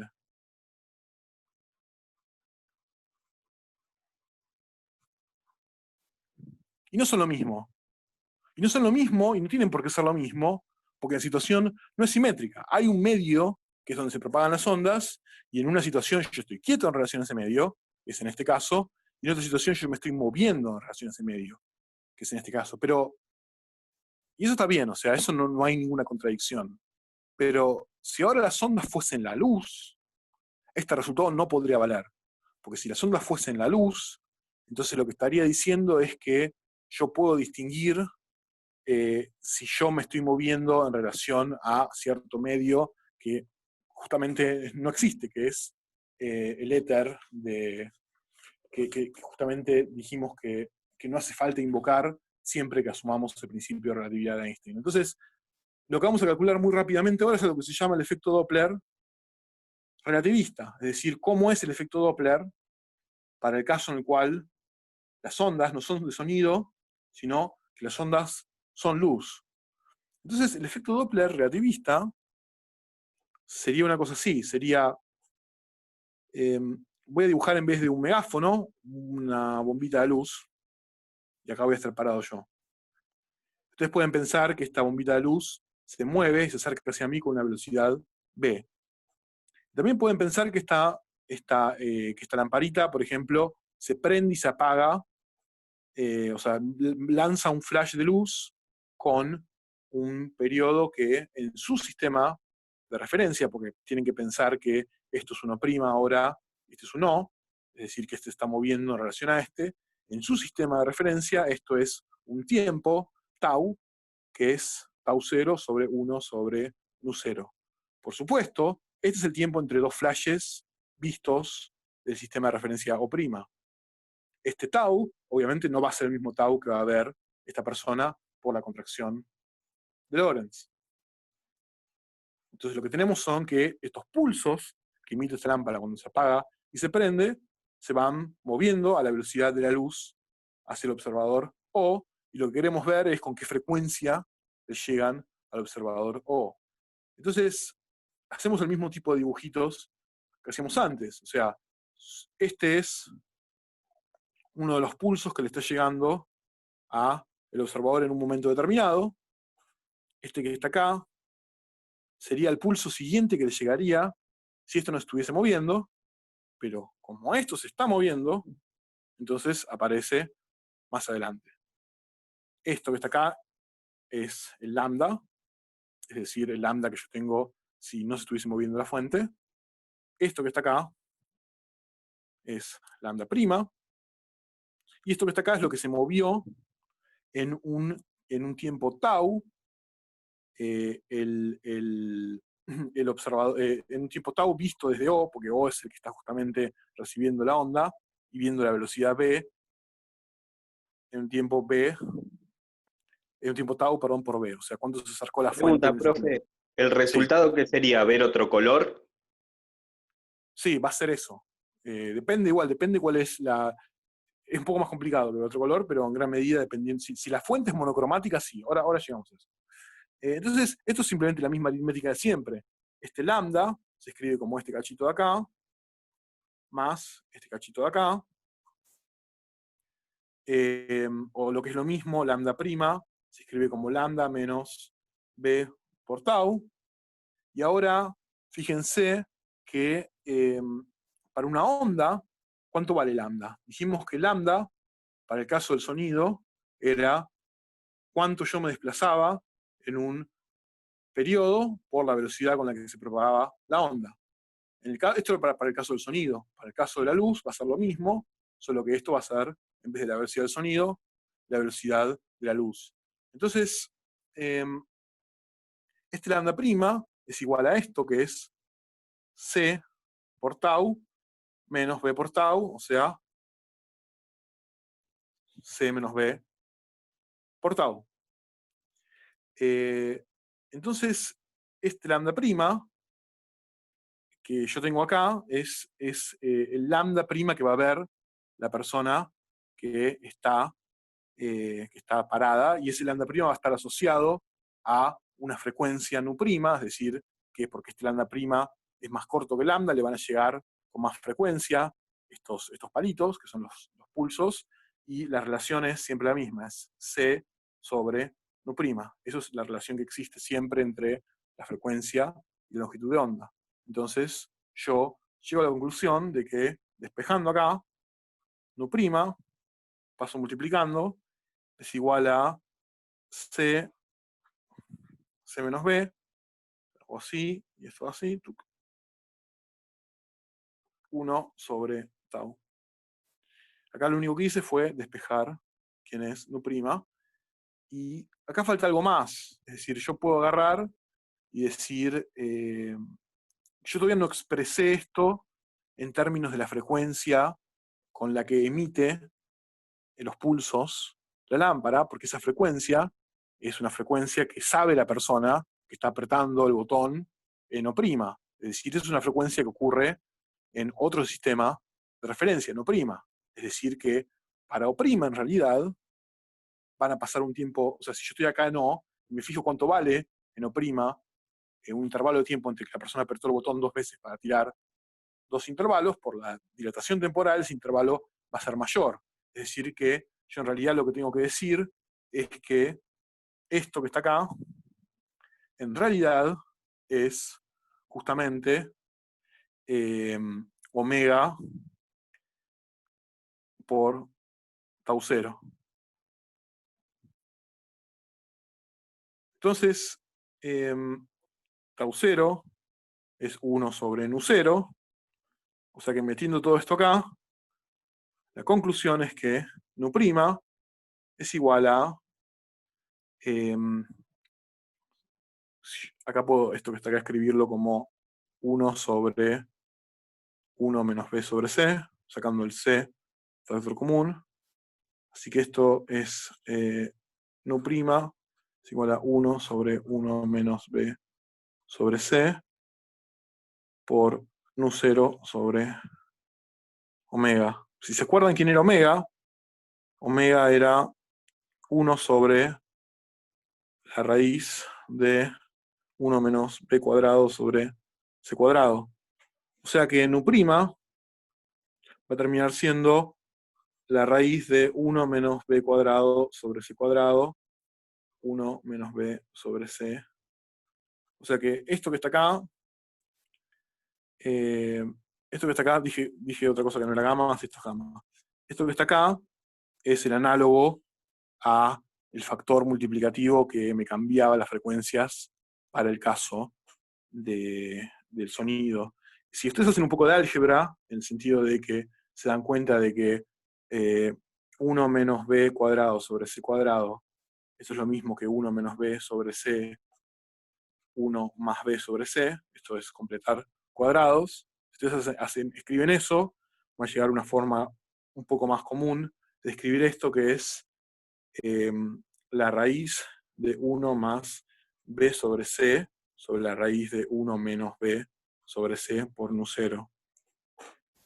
Y esto es como se escribe entonces el efecto Doppler relativista. Esto es la frecuencia que ve este observador, o sea, la frecuencia acá que ve esta persona, digamos, con aumentada porque la fuente está acercando, es el factor en el cual aumenta, esto es mayor o igual a 1, y esta es la frecuencia en la cual se emite originalmente. Entonces, si esto fuese, por ejemplo, no sé, pensemos en cómo es el espectro de luz, pensemos que el espectro de luz tiene acá el violeta, en frecuencias altas, esto es el ultravioleta, o sea que no lo vemos, y acá está el rojo, en las frecuencias más bajas, y esto es el infrarrojo, o sea que no lo vemos. Entonces, eso quiere decir que si algo se está acercando hacia nosotros, entonces la frecuencia va a aumentar, o sea que va a pasar gradualmente del rojo al violeta. Es más, ni siquiera tiene que pasar de rojo al violeta. Puede haber, que, por ejemplo, una onda de radio, es decir, una onda que es tan lenta que nosotros no la vemos en el espectro visible, si nos acercamos con suficiente velocidad, o viceversa, porque esto es simétrico, la vamos a empezar a ver. Es decir, que podemos empezar a ver cosas que entren en el espectro visible que incluso ni siquiera estaban al principio.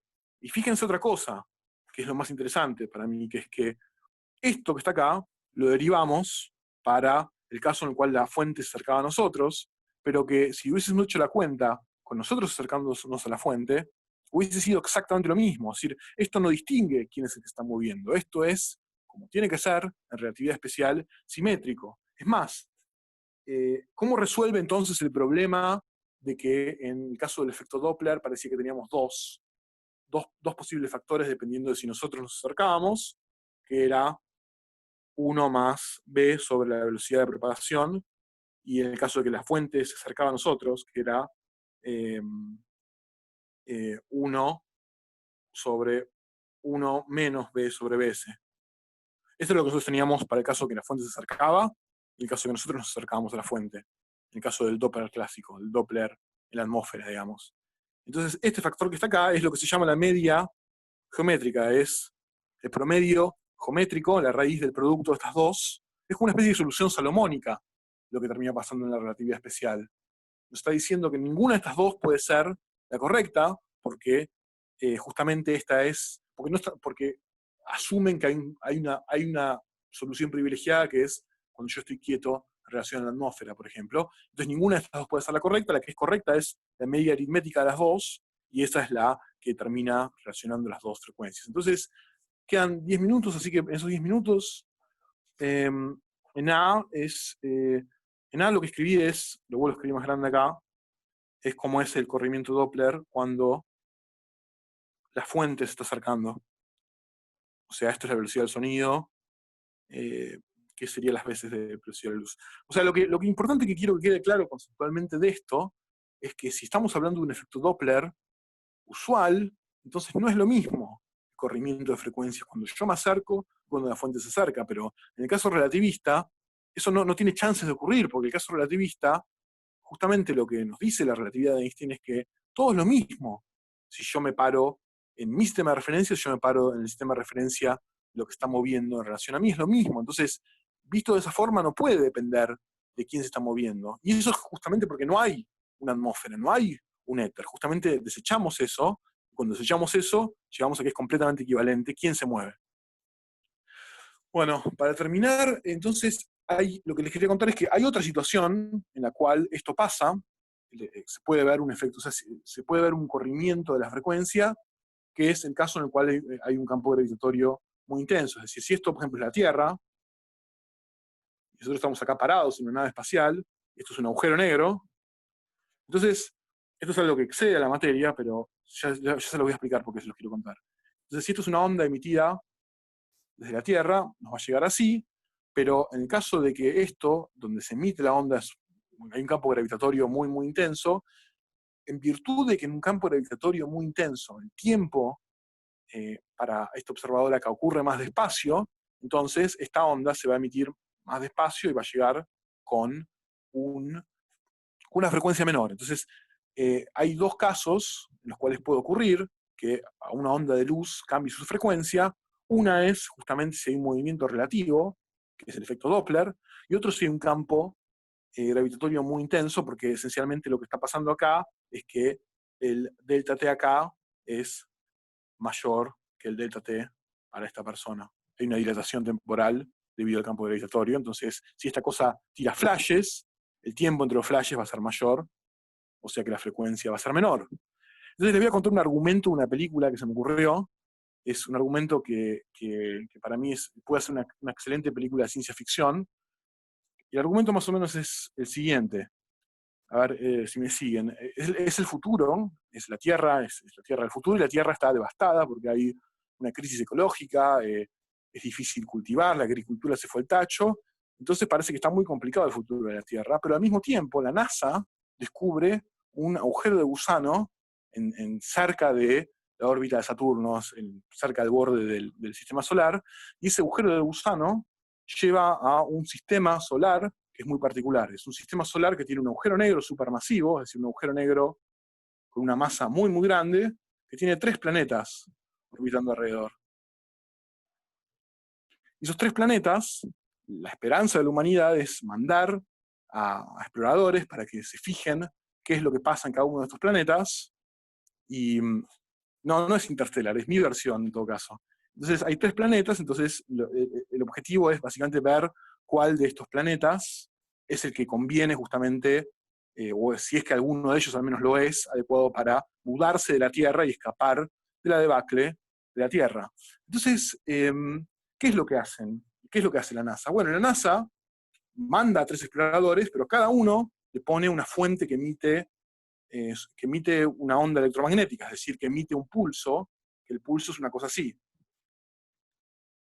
Es decir, que en el momento que los 3 exploradores, el explorador 1, el explorador 2 y el explorador 3, están recién saliendo de la Tierra, lo que reciben de cada uno de esos exploradores es una onda así. Y eso significa, entre otras cosas, que los exploradores no están muertos, que los exploradores, como mínimo, el mecanismo que emite esta onda sigue funcionando. Entonces pasan y llegan los exploradores a cada uno de los planetas, este llega a este llega a este, ¿no? Y este llega a este de acá, y pasan cosas, que es que al cabo de, no sé, algunos días, pongamos incluso menos tiempo, el explorador 1 deja de emitir, es decir, dejan de recibir una onda electromagnética emitida por el explorador 1 y también por el explorador 3. Es decir, que el único que sigue emitiendo es, por ejemplo, este que está acá, que es el explorador 2. Ahora, entonces esto podría indicar que claramente lo que hay que hacer es invertir todo el dinero de la NASA y todos los recursos de la humanidad en mudar todo el planeta Tierra, o como mínimo mandar a alguien para revisar que el planeta 2 es un buen planeta. Y bueno, y básicamente eso es lo que parece indicar esto, que al menos como mínimo esta es la esperanza.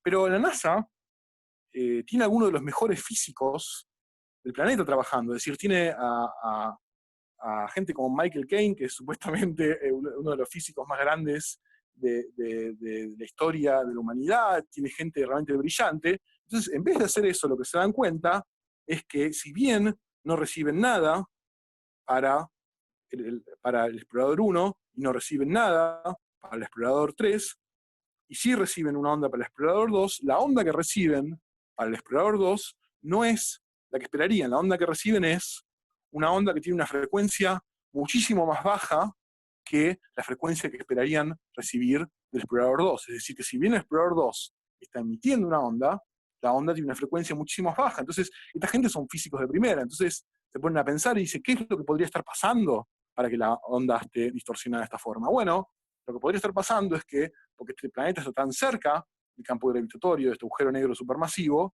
entonces, justamente por la dilatación temporal, lo que está pasando es que esta onda nos llega con una frecuencia mucho más baja. Es más, calculando la diferencia entre la frecuencia de esta onda y la frecuencia de esta onda, podemos saber cuánto es la dilatación temporal. Hacemos la cuenta y nos damos cuenta que más o menos acá hay una relación de que un día en este planeta son 7 años en la Tierra. Entonces, esto no significa que este sea un mal planeta para ir, pero tampoco significa que es muy auspicioso que este planeta esté siguiendo emitiendo, que el explorador 2 sigue emitiendo, porque desde el punto de vista del explorador 2, el explorador 2 recién llegó a este planeta. Es decir, que si algo terrible que le está por pasar al explorador 2 en este planeta, todavía no tuvo tiempo de pasarle. Es decir, el explorador 2 recién aterrizó. Entonces, no es extraño que este planeta siga, que el explorador 2 en este planeta siga emitiendo. Eso no es un argumento en contra de mandar a Matthew McConaughey a revisar qué pasa en este planeta con agua, pero justamente si llega y se da cuenta que el planeta entero está lleno de agua y que justamente no hay un argumento muy razonable para suponer que este planeta es seguro, porque justamente para el punto de vista de esta persona recién llegó a ese planeta, y entonces, nada, ahí podrían ser 2 más 2 y fijarse que lo que podría pasar es que, por ejemplo, este planeta 2 de agua sea increíblemente hostil. Podrían pasar cosas como que haya olas gigantes que aplasten a la gente y la maten. Entonces, lo que conviene hacer es ir a este planeta o ir a este planeta, porque no significa nada que esto siga emitiendo si lo hace con una onda que tiene esta frecuencia tan reducida, y ahí ese fue mi descargo contra Interstellar. O sea, si algo que me molesta Interstellar es que por un lado tengan a los mejores físicos del mundo y por el otro lado no sean capaces de darse cuenta de esto, que debería ser trivial para si no, no habría película. Bueno, eso básicamente fue mi descargo hace tiempo, vengo guardando. Pero, bronca. profe, si hay dilatación temporal ¿no tendría que haber una contracción espacial que compense y que la onda vuelva a aparecer normal? Es una buena pregunta, pero lo vamos a diferir para cuando cursemos relatividad general. Bien, básicamente no, o sea, básicamente tenés que ver un corrimiento de frecuencias. Justamente es por el mismo motivo que el efecto Doppler relativista no se compensa, ¿no? Digo, el efecto Doppler relativista podría compensarse porque esta distancia es chica, pero en realidad no pasa, justamente. Dejo que piensen porque eso no pasa, pero no pasa porque en realidad estamos viendo de la perspectiva de este observador. Bueno, lo dejo para que lo piensen. Sí, de radio la vi varias veces. Bueno, después discutimos, si quieren, si están de acuerdo, por qué el argumento de Interstellar no tiene sentido. Los dejo con, no sé si hay alguien de la práctica ya. Hola, ¿qué haces? Te dejo, entonces te paso el host. Bueno, dale. Después te consulto porque el viernes que viene vamos a necesitar abrir nosotros la sesión, salvo que aparezcas con nosotros. Sí, dale, yo aparezco y la abrimos juntos, no pasa nada. Dale, y me quedo. dale. ¿Listo? Bueno, gente, gracias. Gracias. Chau. Chau.